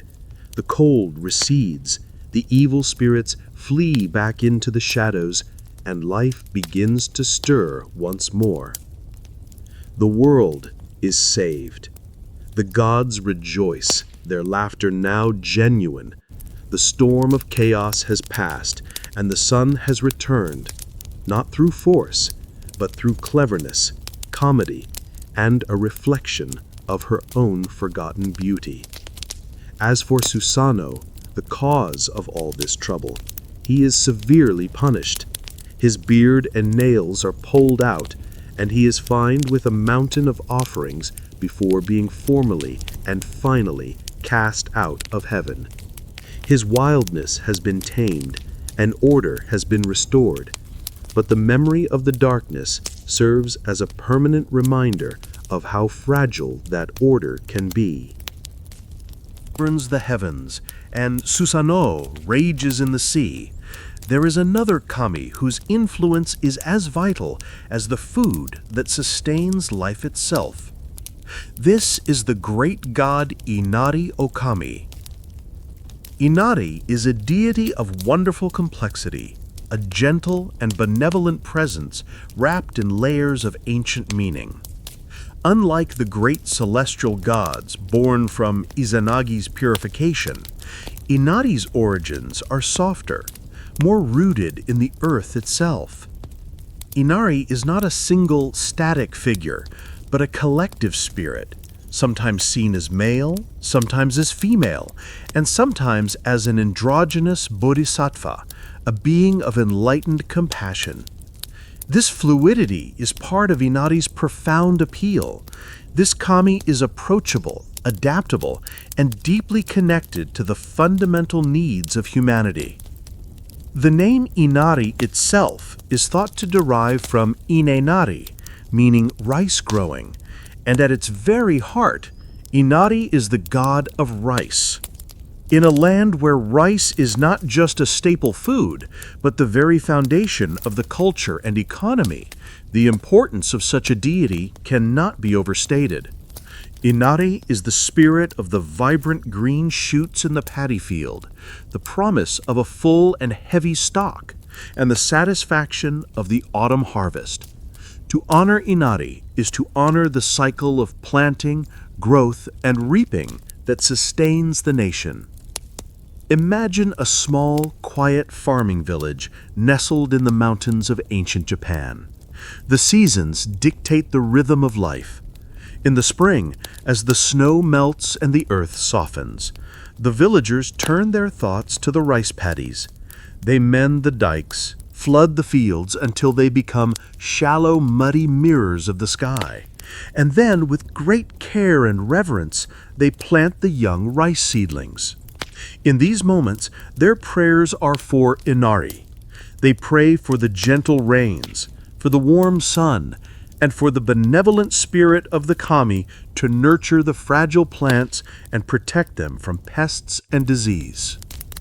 Throughout the long, hot summer, as the rice grows tall and green, the presence of Inari is felt in the gentle breezes that rustle through the stalks, and the dragonflies that skim the surface of the water. The farmers tend their fields with a sense of quiet partnership with the divine. They are not merely working the land, they are participating in a sacred process, co-creating the year's sustenance with the god of the grain. Then, in the autumn, when the fields have turned to a sea of gold, comes the harvest. The air is filled with a sense of gratitude and relief. The rice is cut, bundled, and threshed, and the first portion of the new grain is set aside as an offering. This is a time of celebration, a festival of thanks to Inari for the bounty received. It is Inari who has ensured the granaries are full, that there will be food for the winter, and that life can continue. But Inari's domain extends far beyond the rice paddy. Because rice was historically the measure of wealth, the basis of the entire feudal economy, Inari naturally became the patron of merchants, swordsmiths, and artisans. To have a good harvest meant prosperity for everyone, and so the spirit of the rice became the spirit of commerce and good fortune. Shopkeepers would pray to Inari for a steady stream of customers, and business owners would seek the kami's blessing for a successful venture. This connection to prosperity also linked Inari to another beloved product of rice, sake. The sacred rice wine used in Shinto rituals and enjoyed in celebration is seen as a gift from the kami, a liquid manifestation of the spirit of the grain. Brewers of sake hold Inari in special reverence, praying for a successful fermentation and a high-quality product. The most iconic image associated with Inari is not of a person, but of an animal, the fox, or kitsune. These elegant, intelligent creatures are seen as the sacred messengers and servants of Inari. Their presence at a shrine is a sign that the kami is near. Statues of foxes, often depicted with a key, a jewel, or a scroll in their mouths, are found in pairs guarding the entrance to every Inari shrine. The key is said to be for the rice granary, the jewel a symbol of the spirit of the kami. These foxes are not mere animals, they are spiritual beings, imbued with wisdom and magical power. They move silently between the human world and the spirit world, carrying prayers to the god and returning with blessings. Their presence adds a layer of quiet mystery and enchantment to the worship of Inari. To see a fox darting through the woods near a shrine is considered a deeply auspicious sign. The landscape of Inari worship is as distinctive as its messengers. Inari shrines, found all over Japan from the grand Fushimi Inari Taisha in Kyoto to tiny roadside altars, are famous for their thousands of vibrant red torii gates. Each gate is a donation from a faithful worshiper, a physical offering of thanks for a prayer answered, a business that succeeded, or a family that prospered. Walking through these tunnels of red gates feels like passing from the mundane world into a sacred, magical space. It is a path of gratitude, each gate a testament to Inari's quiet, constant presence in the lives of the people. Inari represents a different kind of divinity from the great figures of the creation myths. This is not a god of cosmic drama, but of earthly sustenance. Inari is the quiet promise of a full bowl of rice, the warmth of sake on a cold evening, the success of a humble shop. It is a gentle, ever-present force of abundance and well-being, a reminder that the most profound spiritual truths are often found in the most fundamental elements of life. Undisputed.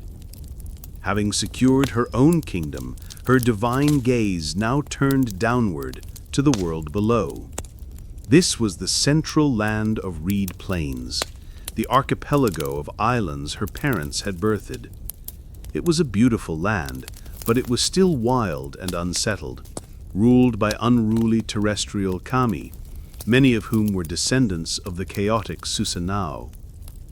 It was a world that needed order, a world that needed a just and benevolent ruler descended from the heavens. Amaterasu decided that this new ruler should be her own son, but when he looked down upon the earth and saw the turmoil, he was discouraged and refused the task. And so the great council of heavenly gods decided that the mission should fall to Amaterasu's grandson, a noble and promising young kami named Ninigi no Mikoto. His name means His Augustness Prince Rice Ear's Ruddy Plenty, a name that links him directly to the life-giving power of the harvest and the prosperity of the land he was destined to rule. Before Ninigi could begin his descent, the way had to be cleared. The heavenly gods sent down emissaries to pacify the earthly kami and persuade them to submit to the authority of the celestial ruler. The most powerful of the terrestrial gods was Okuninushi, a descendant of Susanoo who had, through many adventures and trials, become the master of the land of Izumo. He was a great and capable ruler in his own right. After much negotiation and a display of power from the heavenly champions Takemikazuchi and Futsunushi, Okuninushi agreed to cede control of the visible world. In exchange, he would be given dominion over the unseen world of spirits and magic, and a grand shrine would be built in his honor at Izumo, a shrine so tall it reached to the heavens. With the land pacified and its most powerful ruler in allegiance, the path was clear for the Tensan Korin, the descent of the heavenly grandchild. This was not to be a simple journey. It was a formal and magnificent transfer of sovereignty from the celestial realm to the terrestrial one. Amaterasu prepared her grandson for his monumental task by bestowing upon him 3 sacred objects, the Sanshu no Jingi, or the 3 imperial regalia of Japan. These were not mere gifts, these were the symbols and sources of his divine right to rule. First, she gave him the Yata no Kagami, the 8-hand mirror that had been used to lure her from the heavenly rock cave. When you look upon this mirror, she told him, you must do so as if you are looking upon me. Let it be a sacred symbol of my spirit in the shrine where you will reside. The mirror represented purity, wisdom, and the divine presence of the sun goddess, a constant connection to the heavenly source of his authority. Second, she gave him the Yasakani no Magatama, the very string of curved jewels that had been hung on the sacred Sakaki tree outside the cave. These jewels represented benevolence, compassion, and the life-giving fertility that a good ruler must possess. It was a reminder to govern not just with power, but with a gentle and nurturing heart. The third treasure was the great sword, Kusanagi no Tsurugi, the grass-cutting sword. This sword had a storied history of its own. It had been discovered by the storm god Susanoo inside the tail of the great 8-headed serpent Yamata no Orochi, after he had slain it.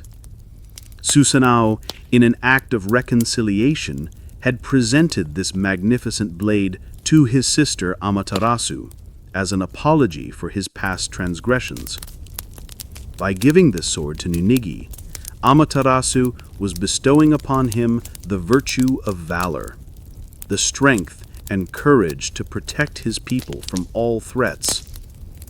With these 3 sacred treasures in his possession, the mirror of wisdom, the jewel of benevolence, and the sword of valor, Ninigi was ready.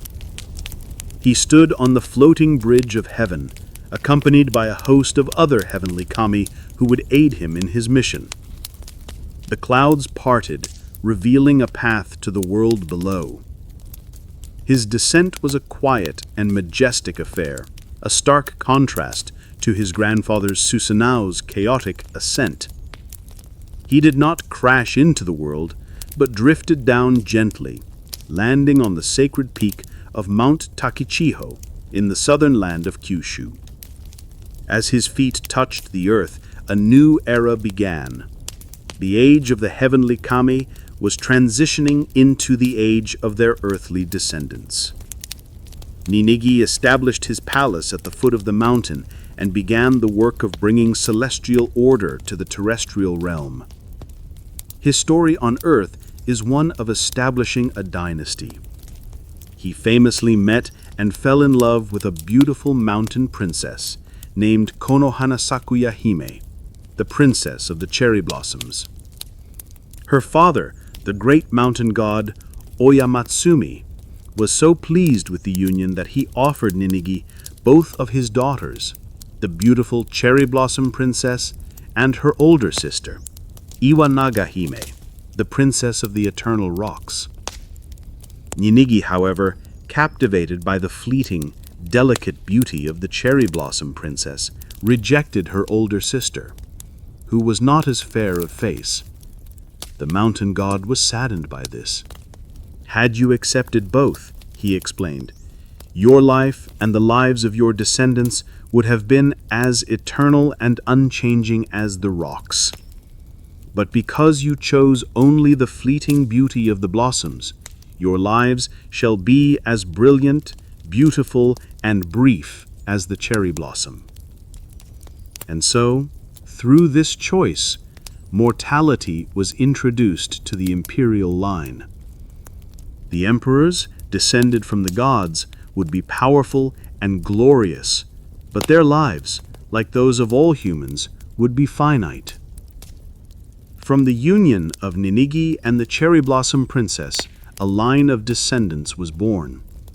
His great-grandson would become the legendary figure known as Jimmu, who would march eastward from Kyushu, conquer the central region of Yamato, and become the first human emperor of Japan. This myth of the divine descent is the very heart of the Japanese imperial tradition. It establishes an unbroken lineage stretching from the sun goddess Amaterasu in the high plane of heaven, down through her grandson Ninidi, to the first emperor Jimmu, and onward through every emperor who has ever sat on the chrysanthemum throne.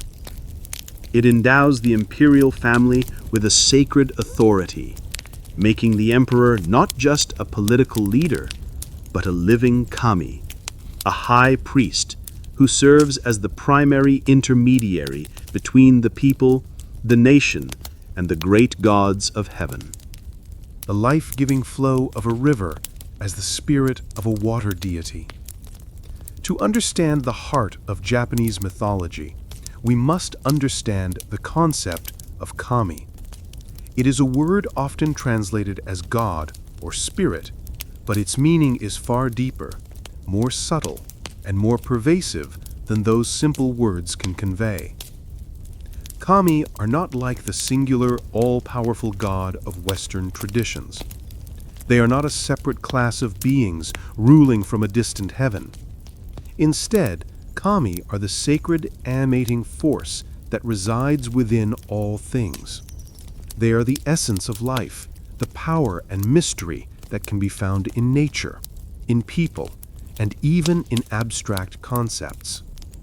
The world is not a creation made by the kami. The world is the kami. There is no separation between the sacred and the natural. There are, of course, the great kami of the myths we have explored. Amaterasu, the glorious sun goddess. Tsukuyomi, the serene moon god. Susanoo, the wild storm god. And Izanagi and Izanami, the creators. These are the Amatsukami, the heavenly kami, whose stories form the great narrative of creation and cosmic order. They possess distinct personalities and reside in their own realms, yet their influence is felt on Earth in the light of the sun, the pull of the tides, and the fury of a typhoon. But the world is also filled with an uncountable number of kunitsu-kami, or earthly kami. These are the spirits of the land itself. A particularly majestic and ancient tree can be a kami. Its gnarled trunk and sprawling branches hold a sacred presence, a life force worthy of reverence. A rope of rice straw, a shimanawa, might be tied around its trunk, not to worship the tree as an idol, but to acknowledge the kami that resides within it, to mark it as a place of special spiritual power. A mountain, especially a grand and imposing one like Mount Fuji, is a powerful kami. Its sheer size, its volcanic power, and the way it seems to touch the heavens make it a natural object of awe and reverence. To climb such a mountain is a form of pilgrimage, a way of drawing closer to its divine essence. Rivers, waterfalls, rocks of unusual shape, a quiet forest grove, all of these can be homes to kami, or can be kami themselves. To feel a sense of awe and wonder in the presence of natural beauty is, in its essence, to experience the presence of a kami. This belief fosters a deep and abiding respect for nature. The world is not an inert resource to be exploited, but a living, breathing community of spirits. To pollute a river is not just an environmental issue, it is an act of disrespect to the kami of that river. To cut down an ancient forest without cause is to destroy a sacred space. This worldview encourages a sense of harmony, or wa, between humanity and the natural world. Kami can also be found in the forces of nature. The wind, the rain, thunder, and lightning are not just meteorological phenomena. They are the expressions of powerful Kami. These spirits can be benevolent, like the gentle spring rain that nourishes the rice fields, or they can be terrifying, like the destructive force of an earthquake. They are not judged as good or evil in a human moral sense. They simply are. They are forces of nature, possessing both creative and destructive potential, what is known as the dual spirit, or Aramitama, rough, violent spirit, and Nigimitama, gentle, peaceful spirit. Rituals and prayers are often aimed at soothing the rough spirit of a kami and encouraging its gentle, beneficial side. Furthermore, the concept of kami extends to human beings. Great individuals, emperors, heroes, scholars, poets, can become enshrined as kami after their death. Their exceptional spirit, their tama, is recognized as having a divine quality that persists and can continue to influence the world. The emperor, as a direct descendant of Amaterasu, is considered a living kami, an akitsu kami. This is not to say he is a magician or a supernatural being, but that his role and lineage carry a unique sacred weight. Even one's own ancestors are a form of kami. They are the honored spirits of the family who watch over their descendants from the spirit world. They are not distant figures, but a felt presence in the home, honored with a small altar or kamidana, where offerings of rice and water are made daily. This practice weaves the sacred into the very fabric of family life, creating an unbroken chain between the past, the present, and the future. The world of kami is vast and fluid. There are kami of the kitchen, kami of the crossroads, kami craftsmanship, and kami of learning. Any object or place that inspires a sense of awe, reverence, or deep significance can be recognized as having a kami. A beautifully crafted sword can have a kami. A perfectly shaped rock in a garden can have a kami. To live in a world full of kami is to live in a world that is enchanted, alive, and full of meaning. It is to understand that you are part of a vast, interconnected web of life, spirit, and nature.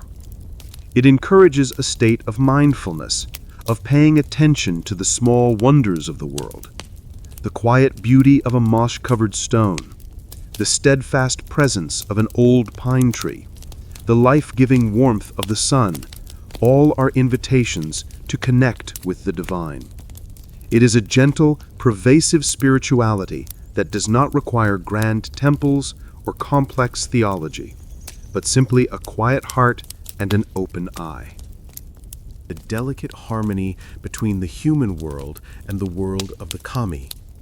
In a universe where the divine is not separate from nature, but woven into its very fabric, ritual is the language used to speak with the sacred, to show respect, and to restore balance when it has been lost.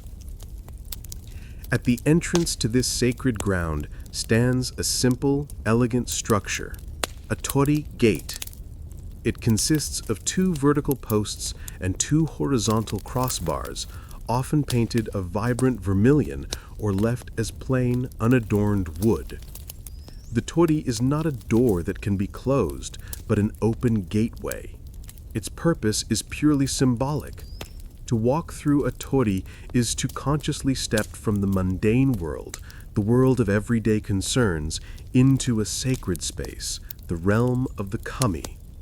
It is a quiet act of transition, a moment to still your mind and prepare your heart for an encounter with the divine. Beyond the tori, a path of gravel or stone leads deeper into the shrine grounds. The crunch of the gravel underfoot is a sound that encourages mindfulness, a slow and deliberate pace. Along this path, you will find a small pavilion with a stone basin filled with water. This is the chozuya, or temizuya, a place for purification. Before approaching the main hall of the kami, one must perform a simple rite of cleansing, a miniature version of the grand purification izanagi performed at the river. The ritual is one of quiet elegance. You take a long-handled wooden ladle, fill it with fresh, cool water from the basin, and pour a small amount over your left hand to cleanse it. Then you transfer the ladle to your clean left hand and pour water over your right. Next, you pour a little water into the palm of your left hand and use it to rinse your mouth, spitting the water out discreetly beside the basin. You do not drink from the ladle or swallow the water. This act cleanses the words you will speak in prayer. Finally, you cleanse the ladle itself by tipping it upright, allowing the remaining water to run down the handle before placing it back for the next person. This entire process, called temizu, is done in silence. It is a washing away of the dust and defilement, kegare, of the outside world so that you may approach the kami in a state of purity, kiyome. Now cleansed, you may proceed to the main shrine building, the haiden, or hall of worship. This is where you will offer your respects. You stand before the hall, which often has a large offering box and a thick rope with a bell attached. The process of prayer is a sequence of simple, respectful gestures. First, you offer a coin into the wooden box. The sound of the coin dropping is not a payment, but a humble offering, a token of your sincerity. Then you reach for the rope and give it a firm shake, causing the bell to ring with a clear, resonant sound. The purpose of the bell is to get the attention of the kami, to gently announce your presence. Now, with the kami's attention, you perform the core of the prayer. You bow deeply twice, your back straight, an expression of profound respect. Then you bring your hands together in front of your chest and clap twice. The sharp, clean sound of the clap is another way of focusing your intention and expressing joy and reverence. With your hands still together, you hold your silent prayer in your heart. You may offer thanks for blessings received, ask for guidance or protection, or simply express your awe for the kami. When your prayer is finished, you make one final deep bow. This sequence, 2 bows, 2 claps, 1 bow, is the standard form of prayer at most Shinto shrines. It is a physical embodiment of reverence, a small, codified dance of respect that connects the worshiper to millennia of tradition. These personal rituals are the quiet heart of Shinto, but there are also larger, more communal rituals, especially the festivals, or matsuri. These are vibrant celebrations that mark the changing of the seasons, honor the shrine's specific kami, or commemorate events from mythology. During a matsuri, the kami is often invited to leave the inner sanctum of the shrine and travel through the community in a portable shrine called a mikoshi. The mikoshi is carried on the shoulders of dozens of people who chant and heave, creating a joyful, energetic procession. It is a time when the boundary between the sacred and the profane dissolves completely, as the kami comes out to bless the town and celebrate with the people. At the core of all these rituals, from the silent washing of hands to the boisterous energy of a festival, lies a single profound concept, makoto, or sincerity of heart. The gestures, the offerings, the prayers, they are meaningless without a true and honest feeling behind them. Shinto is not a religion of strict dogma or commandments. It is a path of the heart. The goal is not salvation in an afterlife, but living this life in a state of purity, sincerity, and harmony with the vast, living world of the kami. It is through these gentle, time-honored rituals that this harmony is sought, found, and lovingly maintained. Are closed to him forever. He is now an exile, a god without a kingdom, cast down to the central land of reed plains. He lands not with a gentle grace, but with the force of a falling star, his heart still a whirlwind of grief, rage, and a defiant pride. His journey across the earth is, at first, a continuation of his wild and untamed nature. He is a force of chaos in a world still finding its shape. He wanders through the lands, his moods as unpredictable as the weather he commands. In some tales, he is a destructive force, bringing storms and floods wherever he goes. In others, he is a trickster, playing pranks on the local earthly kami, his actions driven by a restless and mischievous energy. He is still the god who longs for his mother in the underworld, and this root of sorrow gives a sharp, bitter edge to his character. But exile begins to change him. Being cast out from the company of his celestial siblings forces a kind of solitude upon him, and in that solitude, a new aspect of his character begins to emerge. The wild youth starts a slow, arduous journey toward maturity. He is still a god of immense power and passion, but his focus begins to shift from his own internal turmoil to the world around him. He encounters the struggles of the beings who inhabit the land, both kami and the first humans. And for the first time, something akin to empathy begins to stir in his stormy heart. His adventures are many. In one story, he journeys to the land of Korea, but finds he does not like it there, and returns to Japan in a boat made of clay, a humble vessel for a great god. In another, he is plagued by hunger and begs for food from the earthly deity Ogetsuhime, the goddess of grain. When she produces food for him from her nose, mouth, and rectum, he is so disgusted by what he perceives as a defiling act that he kills her. This is a clear echo of the story of his brother Tsukuyomi and shows that his puritanical, violent streak is still very much a part of him. Yet, from her slain body, the essential grains and beans sprout forth: rice, millet, and soy, providing sustenance for the human race. Even in his destructive acts, Susanoo becomes an unwitting catalyst for creation. He is a chaotic but necessary force of transformation. His most defining adventure, the one that marks his true transformation from a chaotic trickster into a culture hero, begins as he wanders into the province of Izumo, near the headwaters of the river Hii. The land here is beautiful, a landscape of mountains and flowing water, but a palpable sorrow hangs in the air. As he walks along the riverbank, he sees a pair of chopsticks float by. There must be people living upstream, he thinks to himself, and he follows the river, seeking them out. He soon comes upon a clearing, and there he finds a heartbreaking sight. An elderly man and woman are weeping, and between them sits a beautiful young maiden, her head bowed in sorrow. They are all crying so piteously that it moves even the hardened heart of the storm god. Susanoo, his voice softer than its usual booming roar, approaches them. "Who are you?" he asks, "and why do you weep with such sorrow?" The old man looks up, his face etched with grief. "I am an earthly kami, a son of the great mountain god. My name is Ashinazuchi, and this is my wife Tenazuchi. The maiden is our daughter Kushinada Hime." "And why do you cry?" Susanoo presses gently.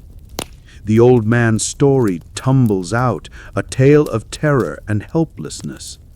"I once had 8 daughters," he explains, his voice trembling, "but every year a terrible monster comes to this land. It is the Yamata no Orochi, the 8-branched serpent of Koshi. Every year it comes, and every year it demands one of my daughters as a sacrifice. For 7 years we have given one up, Now we have only one left, our youngest, Kushinada Hime. And soon the time will come for the serpent to return for her. That is why we weep." Susanoo listens, and for the first time his rage is not directed inward at his own grief or outward at the orderly world he resents. It is directed at a true and terrible injustice. He sees the weeping family, the innocent maiden destined for a horrific fate, and the monstrous beast that terrorizes the land. The hero within him, so long dormant beneath layers of petulance and pride, finally awakens.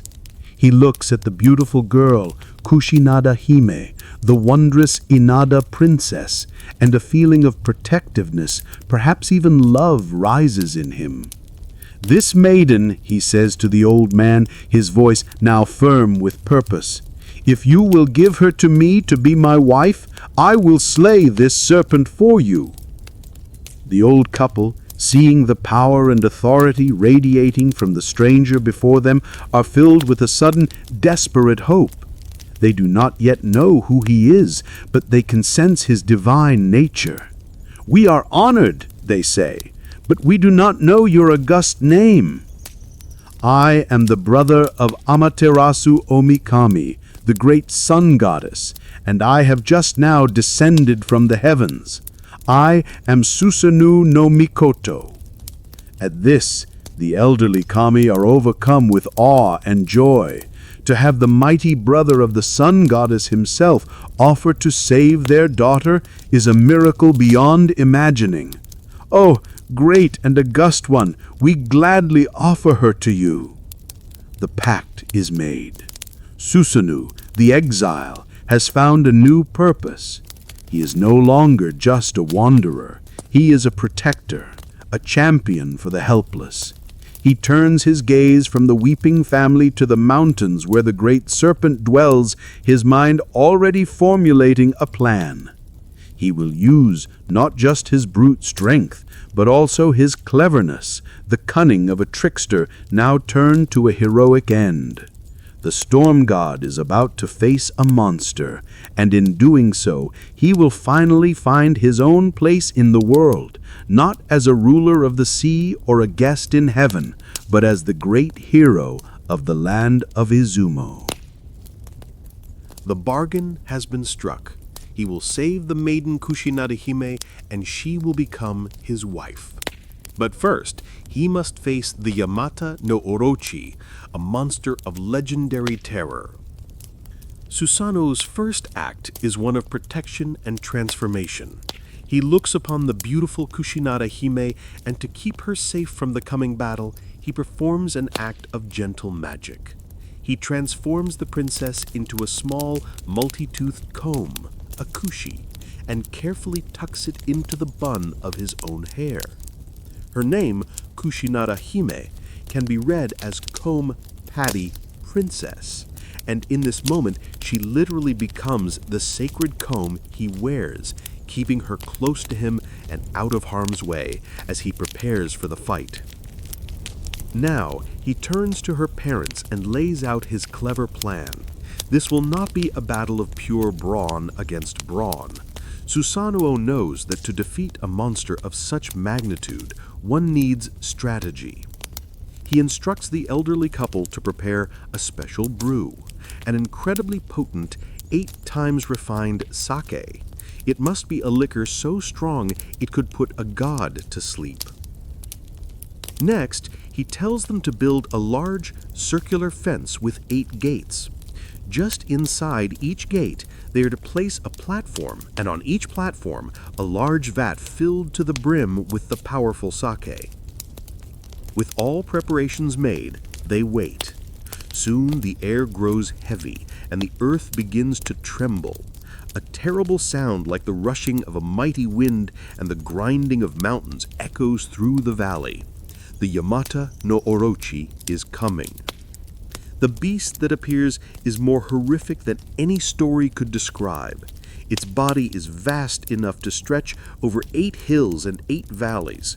On its back, moss and cypress trees grow as if it were a moving landscape. Its belly is perpetually smeared with blood, and from its single, massive body sprout 8 heads and 8 tails, each one thrashing with monstrous life.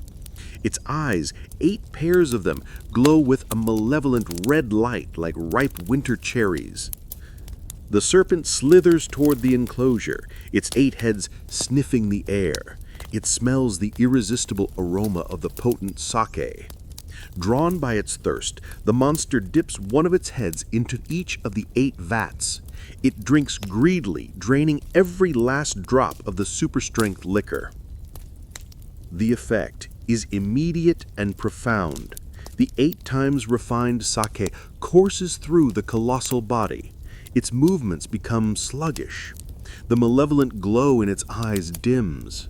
The 8 heads begin to droop, and soon the great Yamata no Orochi, the terror of Izumo, has drunk itself into a deep, stuporous sleep.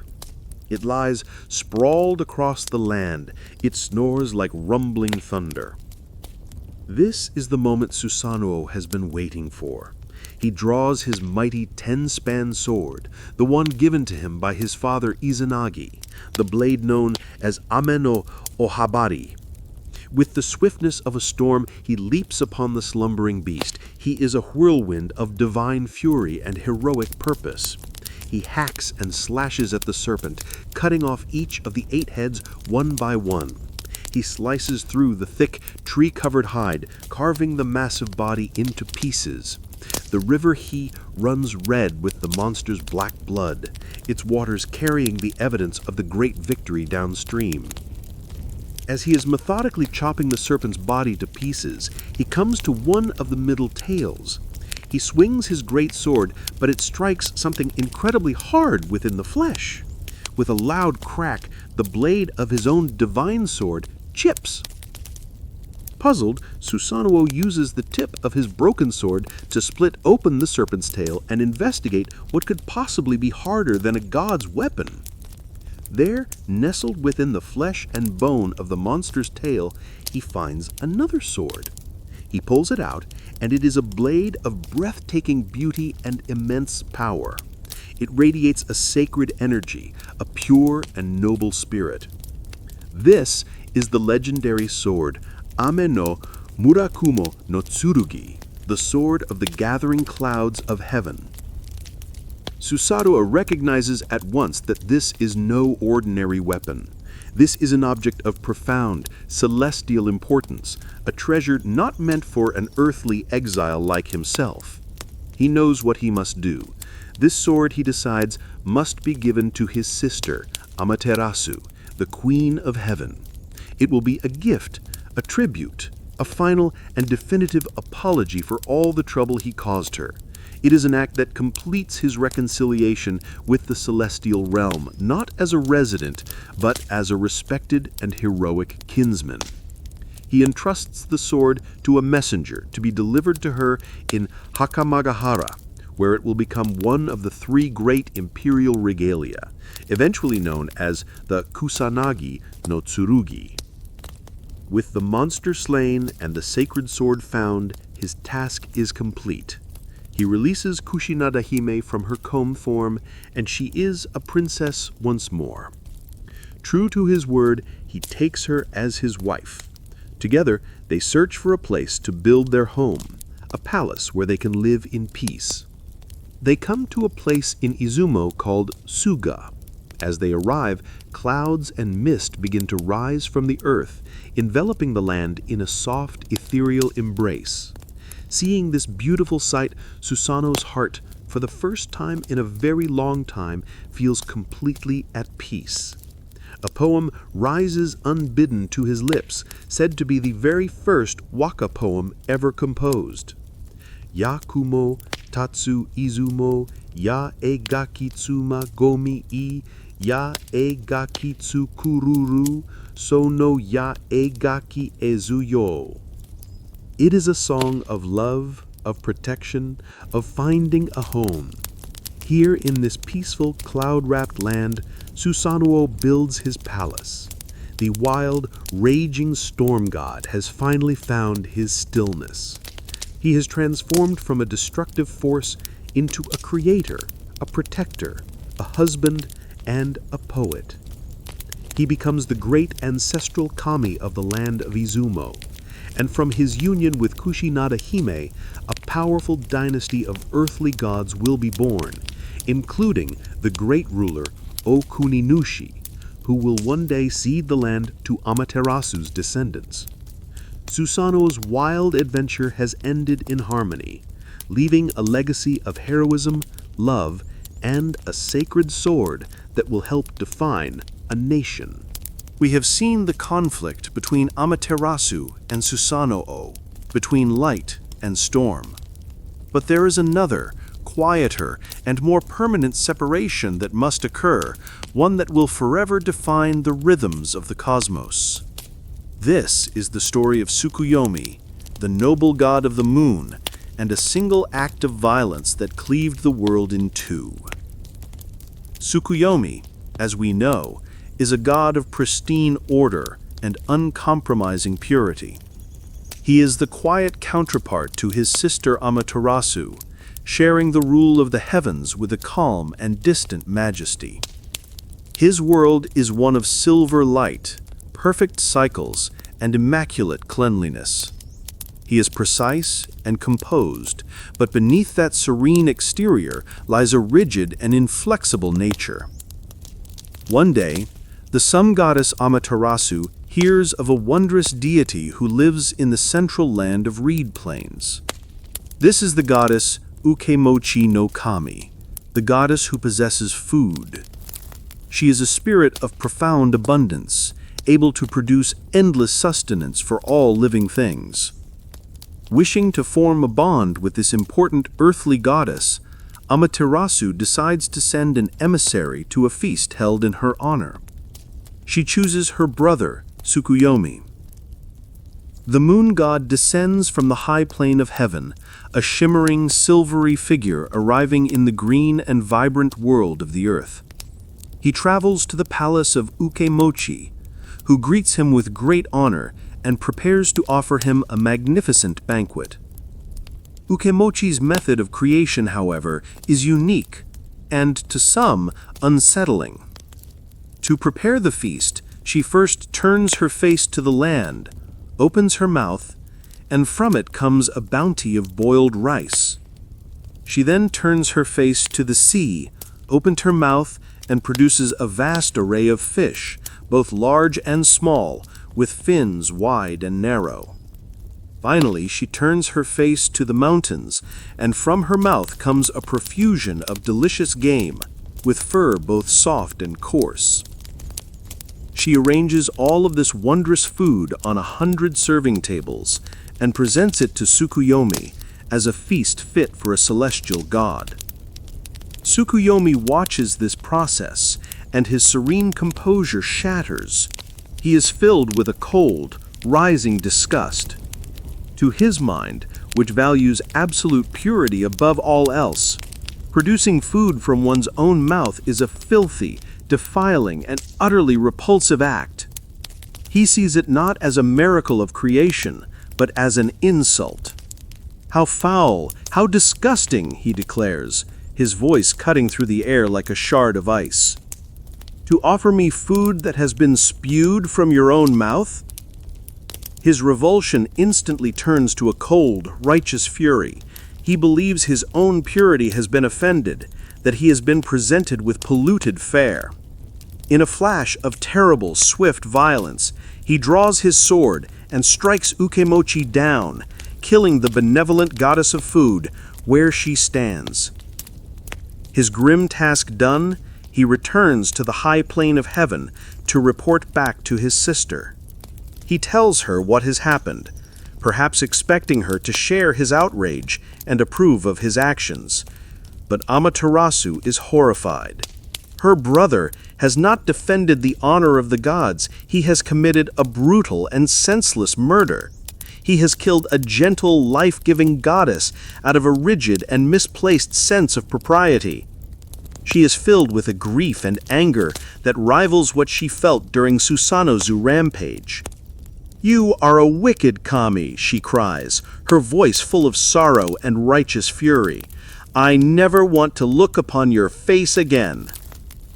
With this declaration, she turns her back on him.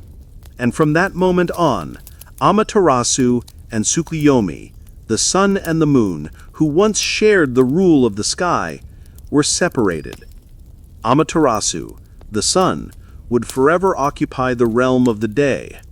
Tsukuyomi, the moon, would be confined to the realm of the night. They would chase each other across the sky in an eternal, silent cycle, but their paths would never again cross. The great and final division of the cosmos was complete.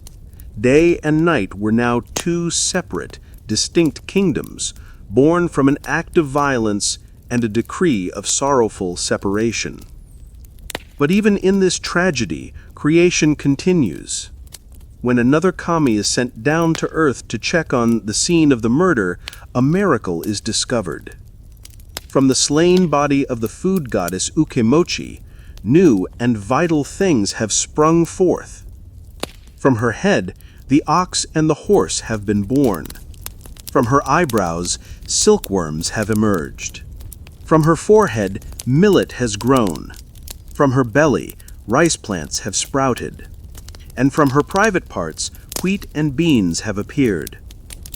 The kami who discovers this gathers up all these new seeds and brings them back to Amaterasu. The sun goddess rejoices.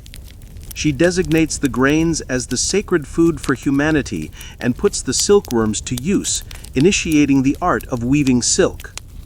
The death of one food goddess has, paradoxically, given birth to all the essential staples that will sustain humanity and build its civilization. And so, the quiet, tragic story of Tsukuyomi establishes a fundamental truth of the world. It explains why the sun and moon live in separate houses, why day is followed by night in an endless, lonely chase. It is a somber tale of how a rigid adherence to purity can lead to destruction, and how a terrible loss can still, through the mysterious workings of the divine, become a source of life and abundance for the world. The night is no longer just a quiet time. It is a time of exile, ruled by a beautiful, cold, and solitary god. Influence is a quieter, more intimate presence, felt in the rustle of the wind through a golden field of rice and the prosperity of a humble marketplace. And at the heart of Inari's mysterious charm are the kami's most iconic companions, the foxes or kitsune. To understand Inari, you must understand the kitsune. They are not mere animals, no more than a mountain is mere rock. They are spiritual beings deeply connected to the divine, serving as the sacred messengers, guardians, and sometimes even as physical manifestations of Inari's will on earth. They are the silent intermediaries, moving with fluid grace between the world of spirits and the world of humans. Imagine yourself walking up the path to an Inari shrine. As you pass through the first red torii gate, you will almost certainly be greeted by two stone figures sitting on pedestals like silent sentinels. These are the fox statues, a pair of them, one male and one female, flanking the path. They are often depicted in a formal seated posture, their expressions alert and intelligent. Their presence immediately signals that you are entering a space under Inari's protection. Look closely at these stone guardians. They are often adorned with a red votive bib, an offering from a hopeful worshipper. One fox might have its mouth open, the other closed, representing the beginning and end of all things, the sacred syllables A and Un, much like the Komainu lion dogs at other shrines. Frequently, they will be holding a symbolic object in their mouths or under a paw. It might be a cylindrical scroll representing the sacred teachings or a message from the kami. It might be a spherical jewel, a hoju, which is a symbol of the spirit of Inari itself, a concentration of divine power and blessings. Or it might be a key, the key to the celestial granary, symbolizing Inari's power over the rice harvest and all forms of wealth. These foxes are the protectors of the shrine and its sacred treasures, but their role is much more active than that of a simple guard. They are believed to be the personal messengers of the great kami. When a farmer prays for a good harvest or a merchant for a successful business, it is the kitsune who are believed to carry that prayer from the heart of the worshipper to the ear of the god. And when Inari grants a blessing, it is the kitsune who deliver that good fortune back to the human world. To have a dream of a white fox is considered a sign of great luck, a message that Inari is watching over you. The nature of the kitsune themselves is wonderfully complex, reflecting the deep and nuanced understanding of spirits in Japanese folklore. They are beings of immense wisdom and long life, and it is said that a fox's power grows with its age. A particularly ancient and powerful fox may grow multiple tails, with the nine-tailed fox, the Kyubi no Kitsune, being the most powerful and legendary of all. They possess a deep intelligence and a capacity for magic, most notably the power of shape-shifting. A kitsune might transform itself into a human, often appearing as a beautiful woman to interact with the mortal world. Stories abound of marriages between humans and foxwomen, tales that are often filled with love and beauty, but tinged with the sadness of a union between two different worlds, a love that is magical but ultimately fragile. While the foxes associated directly with Inari are almost always seen as benevolent, a force for good known as Zenko, good foxes, the broader folklore also speaks of Yaku, field foxes, wilder spirits who are more prone to mischief and trickery. These are the kitsune of campfire stories, who might lead a traveler astray, cast illusions, or play pranks on the arrogant and foolish. This duality, the sacred and the wild, the benevolent and the mischievous, makes the kitsune a fascinating and dynamic figure. They embody the unpredictable nature of the wild, but in the context of an Inari shrine, that wildness is tamed and put to a sacred purpose. The connection between Inari and the fox is ancient, and its exact origins are lost in the mists of time. Some scholars believe it grew from the simple observation that foxes, as predators of mice and other pests that threaten rice fields, were seen as natural protectors of the harvest.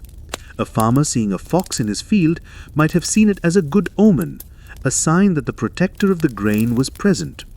Over time, this practical observation may have deepened into a spiritual association, with the earthly protector becoming the divine messenger.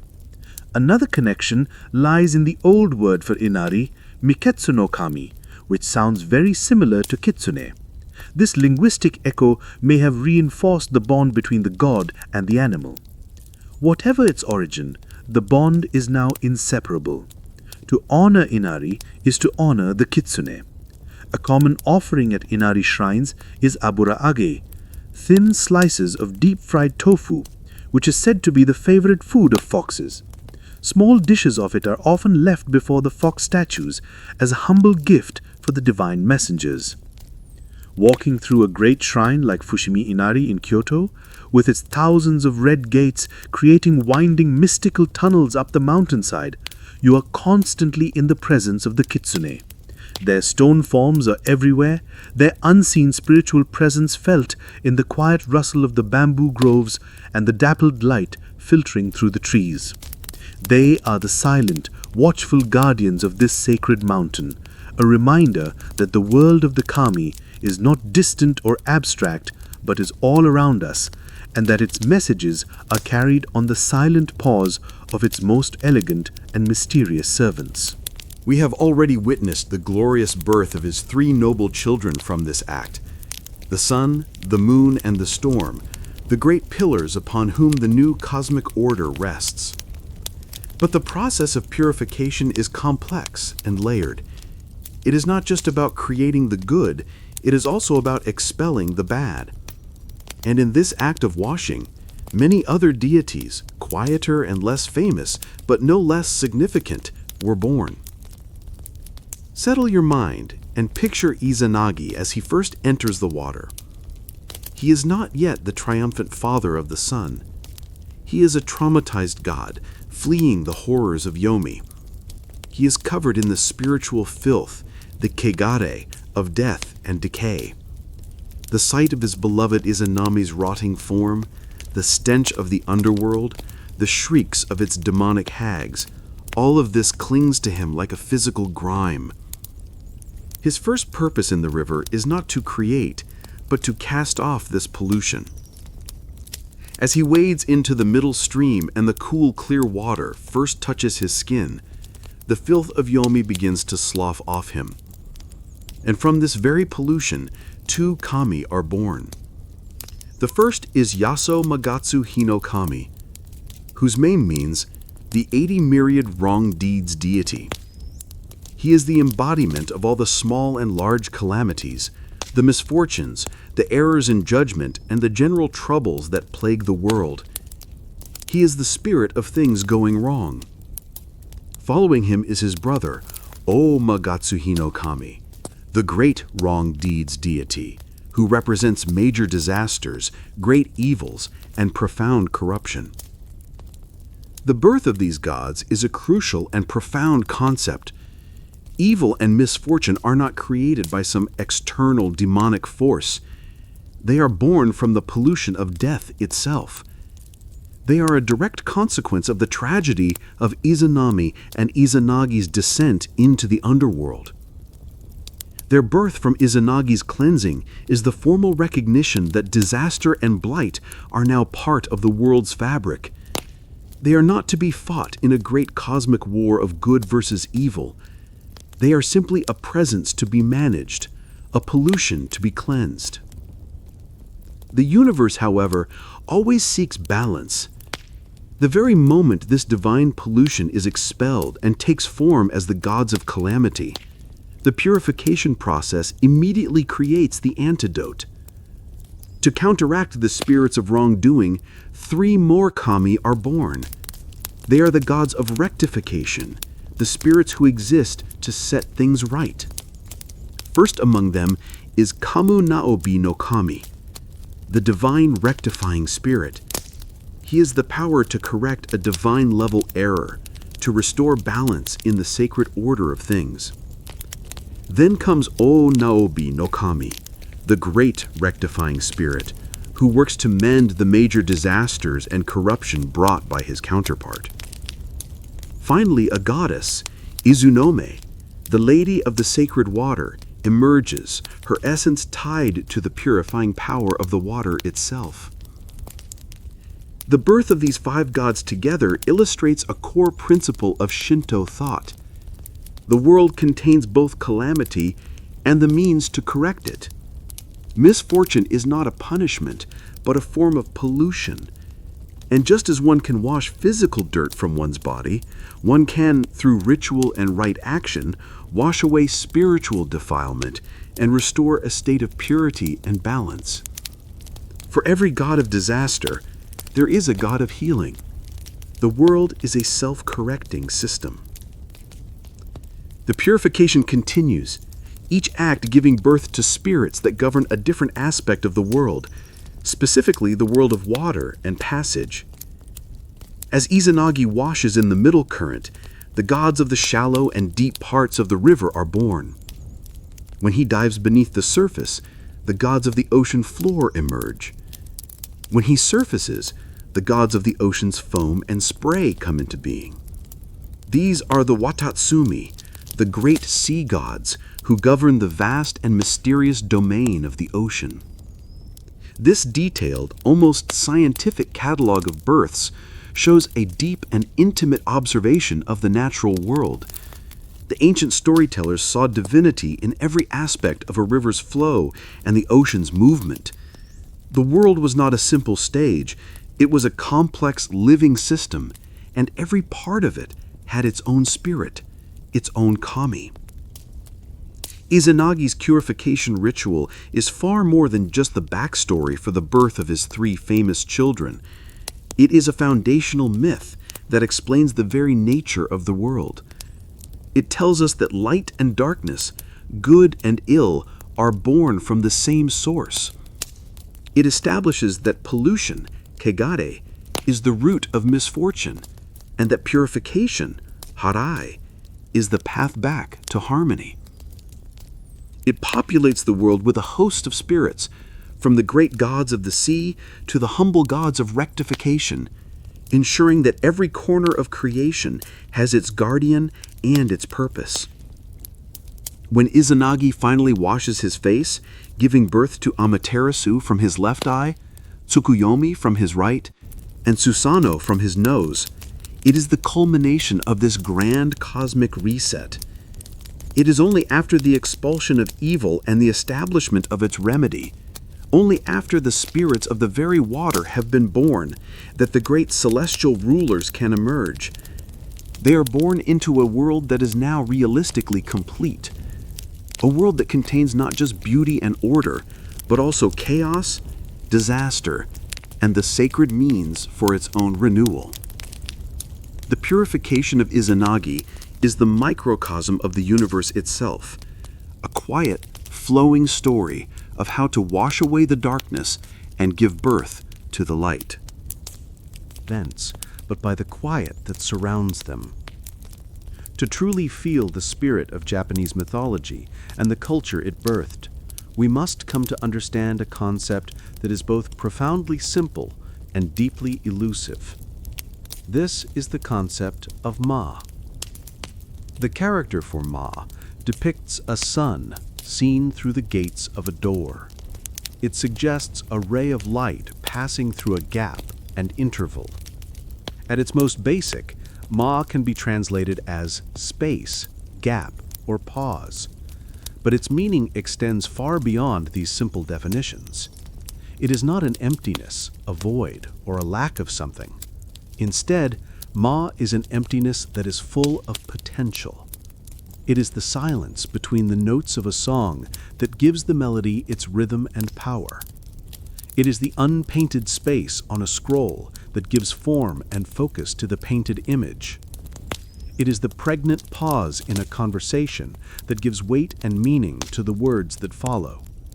Ma is the interval that makes the substance matter. In the context of our mythological journey, we have felt the presence of Ma all along, even without naming it. Think back to the very beginning, to the primordial chaos before the birth of the gods. The universe was a formless, silent potential, a state of pure, undifferentiated Ma. The first gods, the Koto Amatsu Kami, did not act, they simply came into being and then hid their bodies, receding back into the cosmic fabric. They were the gods of the interval, their presence establishing the fundamental structure of the universe before the story even began. They were the great silent pause that made creation possible. Consider the layout of a Shinto shrine. The buildings themselves, the hall of worship, the inner sanctum, are important. But just as important is the space around them. The carefully raked gravel gardens, the quiet groves of trees, the open courtyards, this is all Ma. This negative space is not wasted. It is intentionally designed to quiet the mind, to create a sense of peace and reverence, to prepare the visitor for an encounter with the Kami. The journey through this intentional space, this Ma, is as much a part of the ritual as the prayer itself. We see Ma in the very structure of the myths. Think of the long, silent wait of Izanagi outside the gates of Yomi. The story does not rush past this moment. The weight of that endless dark waiting, that terrible pause filled with fading hope and growing dread, is what gives his eventual, horrifying discovery its power. The Ma of his vigil is what breaks him. We feel it again in the story of Amaterasu's retreat.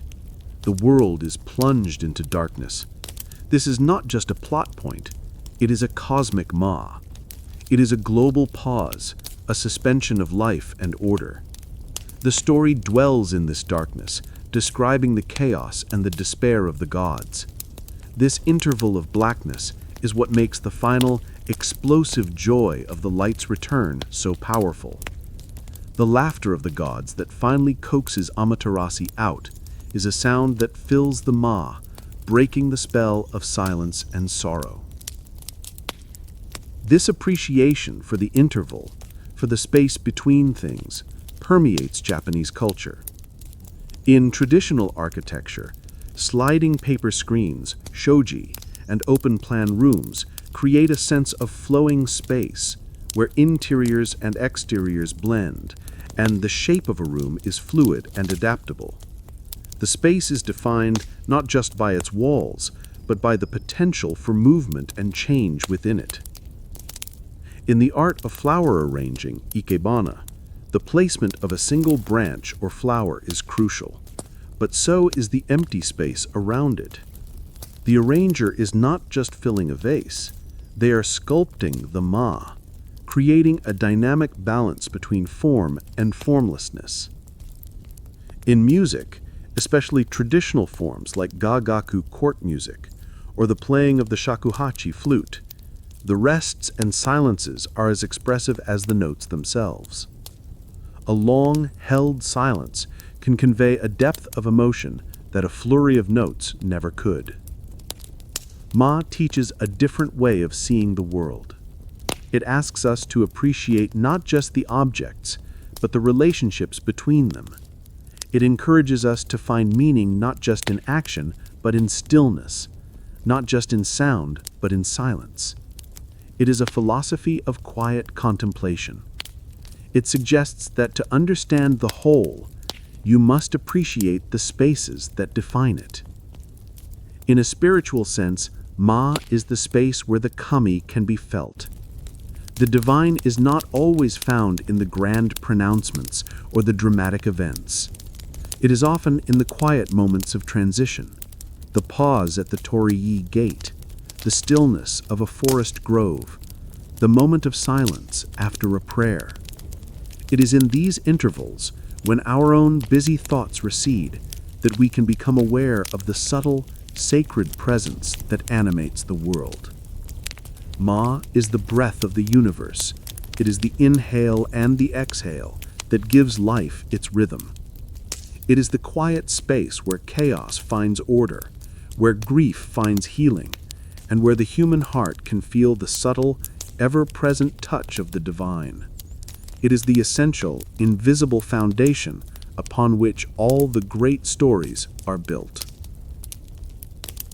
The world of the kami does not disappear. Instead, it becomes softer, more intimate, woven so seamlessly into the fabric of daily existence that the sacred and the mundane become one and the same. The great spirits of creation are not just distant figures in ancient tales. They are a felt presence, a quiet partner in the rhythm of life. The most personal and immediate connection to the kami is often found within the home itself. In a traditional Japanese house, you will likely find a small, elegant shelf high on a wall in a central room. This is the kamidana, the god shelf. It is a miniature Shinto shrine, a sacred space dedicated to the household's ancestral spirits and a local or particularly beloved kami, often represented by a small talisman, ofuda, from a major shrine, like Ise, the grand shrine of Amaterasu. The kamidana is not a piece of furniture for display. It is a living altar, a focal point of the family's spiritual life. Each morning, it is a common practice for a member of the family to perform a simple, quiet ritual. They will wash their hands and mouth in a gesture of purification. Then, they will place small offerings on the shelf: a tiny bowl of fresh rice, a pinch of salt, a cup of water or sacred sake. These are not grand sacrifices, but humble gifts of sharing. It is a way of saying to the kami, "Here is the first and best of our sustenance for the day. Please accept it and continue to watch over us." A simple prayer is offered, a quiet moment of gratitude and respect before the busy day begins. This small daily act grounds the family in a continuous relationship with the divine. It is a reminder that the home is not just a shelter, but a sacred space, protected and watched over by the spirits of their ancestors and the great kami. The kamidana makes the sacred a part of the domestic landscape, as familiar and essential as the kitchen stove or the sleeping mats. As you walk out of the home and into the neighborhood, the presence of the kami continues. Tucked away on a street corner, nestled between modern buildings, you might find a tiny, weathered wooden shrine, no bigger than a birdhouse, with a small stone fox or a simple stone marker. This is a local shrine, perhaps dedicated to a kami of the land itself, or to a spirit like Jizo, a Buddhist figure often syncretized with Shinto beliefs, who protects travelers and children. Passers-by might pause for a moment, place their hands together in a brief gesture of respect, a silent acknowledgement of the spirit whose territory they are passing through. This sense of the sacred extends to the world of work. A new business will often be blessed by a Shinto priest in a ceremony called jichinsai, before construction even begins, a ritual to pacify the kami of the land and ask for permission and protection. New cars are often driven to a shrine to be purified and blessed for safety on the road. Fishermen will have prayers and talismans for a safe journey and a bountiful catch, honoring the kami of the sea. Even technology is not immune to this spiritual embrace. In some places, there are shrines where IT professionals can go to have their computers and projects blessed, praying to a kami of knowledge or electricity to ward off bugs and system crashes. This is not a quaint superstition, but a deeply ingrained cultural instinct to seek harmony and good fortune by acknowledging the spiritual dimension in every aspect of life. The connection is most profound in relation to nature. A farmer planting his fields is acutely aware of his reliance on the sun, the rain, and the soil, the domains of Amaterasu, the water kami, and the spirits of the earth. His work is a partnership with them. A carpenter working with a large piece of wood might offer a prayer of thanks to the spirit of the tree from which it came. This fosters a relationship with the material world that is based not on domination, but on respectful collaboration. This worldview is beautifully captured in the common Japanese phrase itadakimasu, spoken before every meal. It is often translated as "I humbly receive," but it carries a much deeper meaning. It is a moment of gratitude not just for the food itself, but for the entire chain of life that brought it to the table. For the farmer who grew the rice, for the fisherman who caught the fish, for the shopkeeper who sold it, and ultimately for the lives of the plants and animals themselves, and for the kami who nurtured them. It is a recognition that one's own life is sustained by the sacrifice of other lives, and it instills a sense of profound humility and thankfulness. Living this way, the world becomes an enchanted place. A sudden rainfall is a blessing from the water spirits. The warmth of the sun on your face is a caress from the great goddess Amaterasu. The success of a project is a sign of the kami's favor, and a moment of difficulty is a prompt to seek purification and restore balance. The great stories of mythology are not just tales of a distant past. They are the operating manual for a world that is alive, sacred, and intimately connected to the quiet pulse of the human heart. The Shinto festivals, or Matsuri. A Matsuri is far more than just a party or a holiday. It is a sacred time when the community comes together to honor the kami, to give thanks, to ask for continued blessings, and to renew the bonds between the divine, the people, and the land. Each festival is a beautiful tapestry woven from threads of solemn ritual, joyful energy, and deep tradition. The calendar of Matsuri follows the turning of the seasons, for Shinto is a faith deeply rooted in the cycles of nature. The year itself begins with one of the most important festivals, Shogatsu, the New Year. This is a time of profound renewal. In the days leading up to it, homes are thoroughly cleaned in an act of purification, sweeping away the dust and misfortunes of the old year to make way for the new. On New Year's Eve, families may gather to eat special noodles for longevity. As the new year dawns, many people will perform Hatsumode, the first shrine visit of the year. In the cold, crisp air of a winter morning, thousands of people will walk quietly through the torii gates of the great shrines. The atmosphere is one of peaceful, hopeful reverence. They offer their first prayers of the year, purchase new good luck charms, omamori, and leave their old ones to be ritually burned. It is a quiet, collective moment of setting intentions for the year ahead, asking Amaterasu and the other kami for health, happiness, and prosperity. As winter thaws and the earth begins to stir, the spring festivals arrive. These are centered around the planting of the rice, the lifeblood of the nation. In rural communities, there are ta'ue festivals, or rice planting festivals. These are joyous affairs. After a solemn ritual at the local shrine to pray for a good growing season, the community might proceed to a sacred rice paddy. Young women in traditional dress might perform ceremonial songs and dances as they plant the first seedlings, their movements a graceful prayer to Inari and the kami of the field. It is a beautiful expression of the partnership between humans and the divine in the act of creating food. Summer brings festivals designed to ward off the dangers of the season, typhoons, pests, and disease.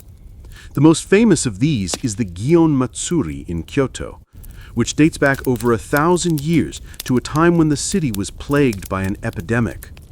It is a month-long event culminating in a grand procession of enormous, elaborately decorated floats called yamaboko. These floats are like mobile art museums, adorned with priceless tapestries and crafted by families who have maintained this tradition for centuries. The procession is a powerful communal prayer for purification and protection. Then, as the heat of summer gives way to the cool, clear air of autumn, the most joyful festivals of all take place. These are the harvest festivals, the Aki Matsuri, a time of profound gratitude. The rice has been cut, the granaries are full, and the community gathers to thank the kami for their bounty. This is when the quiet, solemn reverence of other festivals often gives way to boisterous, energetic celebration.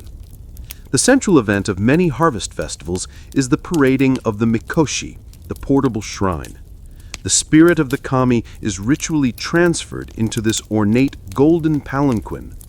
Then, dozens of men and women from the community, dressed in festival coats, hoist the mikoshi onto their shoulders.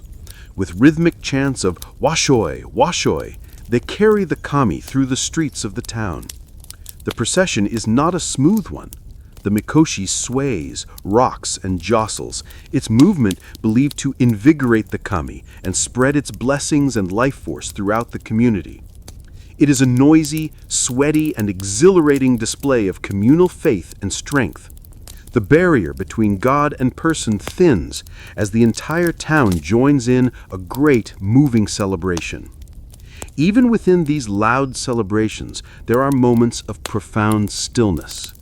There might be a performance of kagura, a sacred dance that retells a mythological story, perhaps the tale of Amaterasu and the heavenly rock cave. The graceful, symbolic movements of the dancers create a pocket of sacred theatrical time amidst the joyous chaos. Whether it is the silent, individual prayer of the new year, the graceful dance of the rice planting, or the thunderous chants of a harvest procession, every Matsuri serves the same fundamental purpose. It is a way of marking time, of honoring nature's cycles, and of reaffirming the community's bond with its guardian kami. It is a time to remember the stories, to say thank you for the blessings of life, and to ensure that the harmonious relationship between heaven and earth continues for another year. Susanoo and the other kami, reverberating through centuries of Japanese art and literature. These foundational tales are not relics sealed in a dusty book. They are a living wellspring of imagery, character, and philosophy that has nourished the creative spirit of Japan for generations. Their presence is sometimes direct and explicit, and other times as subtle and profound as the concept of Ma. The earliest and most direct influence is in literature itself. The Kojiki, record of ancient matters, and the Nihon Shoki, chronicles of Japan, the 8th century texts where these myths were first written down, are masterpieces in their own right.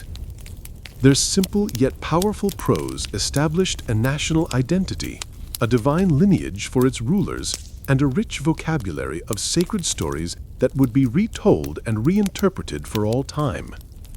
This influence can be seen in the classical era of Japanese literature.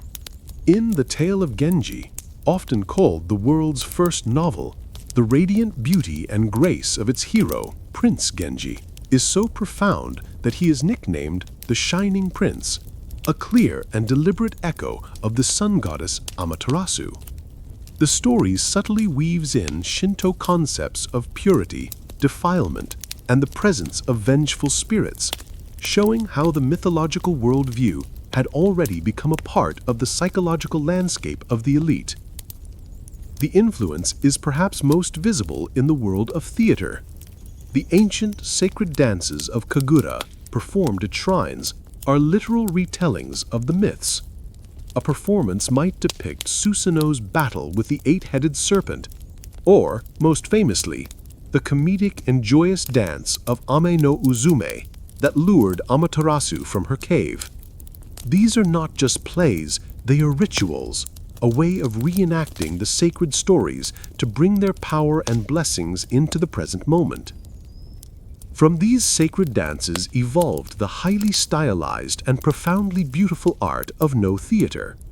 Many No plays draw their themes and characters directly from the mythological world. The stage itself is a sacred space, with a painted pine tree on the back wall, evoking the trees in front of which the gods had once been believed to have first performed. A play might feature a character who is revealed to be a kami in disguise, or the ghost of a great warrior whose story echoes the heroic deeds of Susanoo, or the valor of the god Takemi Kazuchi. The slow, deliberate movements, the poetic chanting, and the use of exquisitely carved masks all contribute to an atmosphere of mysterious, otherworldly beauty that is deeply connected to the Shinto aesthetic of yujin, or subtle and profound grace. In the more boisterous and popular kabuki theater, the stories are told with greater drama and spectacle. The epic battle between Susanoo and the Yamata no Orochi becomes a thrilling action sequence with elaborate costumes, dramatic makeup, and incredible stagecraft. These myths provide a shared cultural library of heroes, villains, and epic conflicts that audiences instantly recognize and appreciate. In the visual arts, the influence is just as pervasive. A simple painting of a sun rising over the ocean is not just a landscape, it is an evocation of Amaterasu, a symbol of Japan itself, the land of the rising sun. A depiction of a powerful dragon or serpent in the clouds calls to mind the great Orochi, or the dragon gods of the sea. The image of a white fox darting through a bamboo grove is an instant reference to the world of Inari. Artists have for centuries drawn upon this symbolic language to add layers of meaning and resonance to their work. The iconic woodblock prints of artists like Hokusai and Hiroshige often depict landscapes like Mount Fuji that are not just geographical features but powerful kami imbued with a sacred presence. This ancient wellspring continues to feed the creative arts of modern Japan. The world of anime and manga is filled with direct and indirect references to Shinto mythology. A character's special power might be named Amaterasu, an ultimate attack that unleashes black flames. A story might feature a protagonist who is the vessel for a nine-tailed fox spirit, a clear nod to the powerful kitsune. Acclaimed films from Studio Ghibli, such as Princess Mononoke and My Neighbor Totoro, are steeped in Shinto animist beliefs. They depict a world where the forests are alive with ancient, powerful animal gods and humble spirits, and where the central conflict often revolves around the disharmony between humanity and the sacred natural world. These stories endure because they speak to fundamental truths about the human condition and the natural world. They explore the relationships between order and chaos, Amaterasu and Susanoo, life and death, Izanagi and Izanami, purity and pollution, and humanity's place within a living sacred cosmos. Each generation of artists and storytellers rediscovers these myths, reinterprets them through the lens of their own time, and in so doing, ensures that the voices of the kami continue to echo, whispering their ancient wisdom into the heart of contemporary culture. The mythology of Japan is not a linear story of a creation, a fall, and a final judgment. It is a circular one, a quiet and profound rhythm of birth, death, and renewal, of pollution and purification, of withdrawal and return. It is a great cosmic dance of balance. Think of the cycle of the seasons, the most tangible expression of this truth.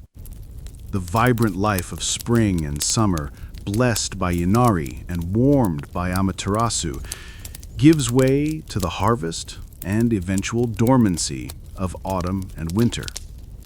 But this dormancy is not an end. It is a necessary pause, a gathering of energy beneath the surface, a preparation for the inevitable return of life.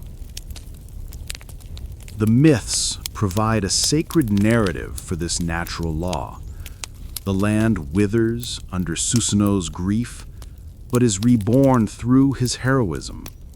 The world goes dark when Amaterasu retreats, but is renewed with even greater joy upon her return. This cycle of renewal is embodied in the very architecture of the most sacred shrines.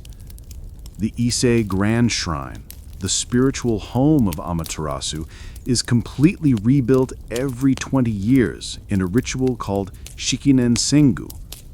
For 2 decades, 2 identical adjacent plots of land sit side by side. On one stands the current shrine. On the other, new buildings are meticulously constructed using ancient techniques and fresh cypress wood. When the new shrine is complete, the spirit of the kami is ceremonially transferred in a silent, torch-lit procession at night. The old shrine is then carefully dismantled. This is not done because the old building is failing. It is a profound, physical enactment of the belief in death and renewal. It ensures that the shrine's form is always pristine, its energy always new, and that the ancient craft skills are passed down in an unbroken line.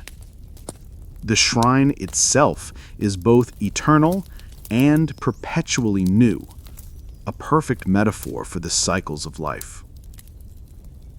This same principle of purification and renewal of misogi is what drives the personal spiritual life. Life inevitably brings contact with impurity, not just physical dirt, but the spiritual defilement of grief, anger, illness, or misfortune. This is not a sin to be repented, but a pollution to be cleansed. Just as Izanagi washed himself in the river to restore his purity after his journey to Yomi, individuals can restore their own inner balance through rituals of cleansing, through prayer, and through simply reconnecting with the pristine nature of a sacred space.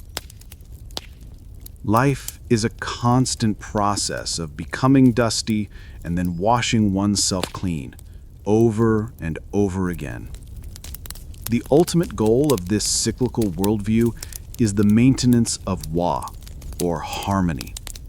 This is perhaps the most important value in Japanese culture. It is the harmony between the gods and humanity, the harmony between humanity and nature, and the harmony within society itself.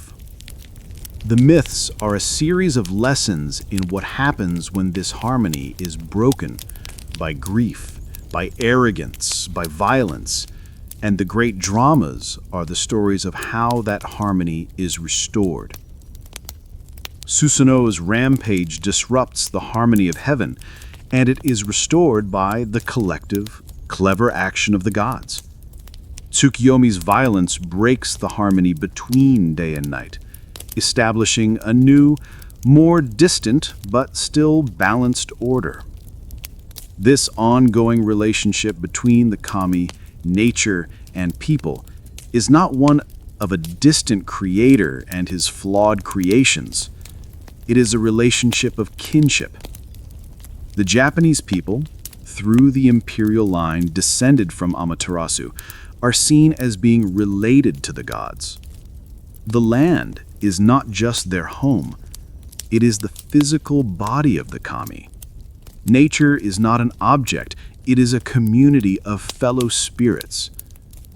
This creates a deep sense of belonging, of being an integral part of a living, breathing, sacred cosmos. And so we leave these stories not with a sense of closure, but with an open-ended peace. The sun will rise tomorrow, a daily reminder of Amaterasu's gentle power. The moon will follow, a testament to Tsukiyomi's quiet watchfulness. A sudden storm will remind us of Susanoo's wild, transformative energy. And in the food we eat, we will find the blessing of Inari. The eternal cycle continues. The stories are still being told, not just in books, but in the turning of the seasons, the rituals of the shrines, and the quiet reverence of the human heart. The world remains a place of profound and sacred mystery, forever renewing itself, forever seeking its own gentle, harmonious balance.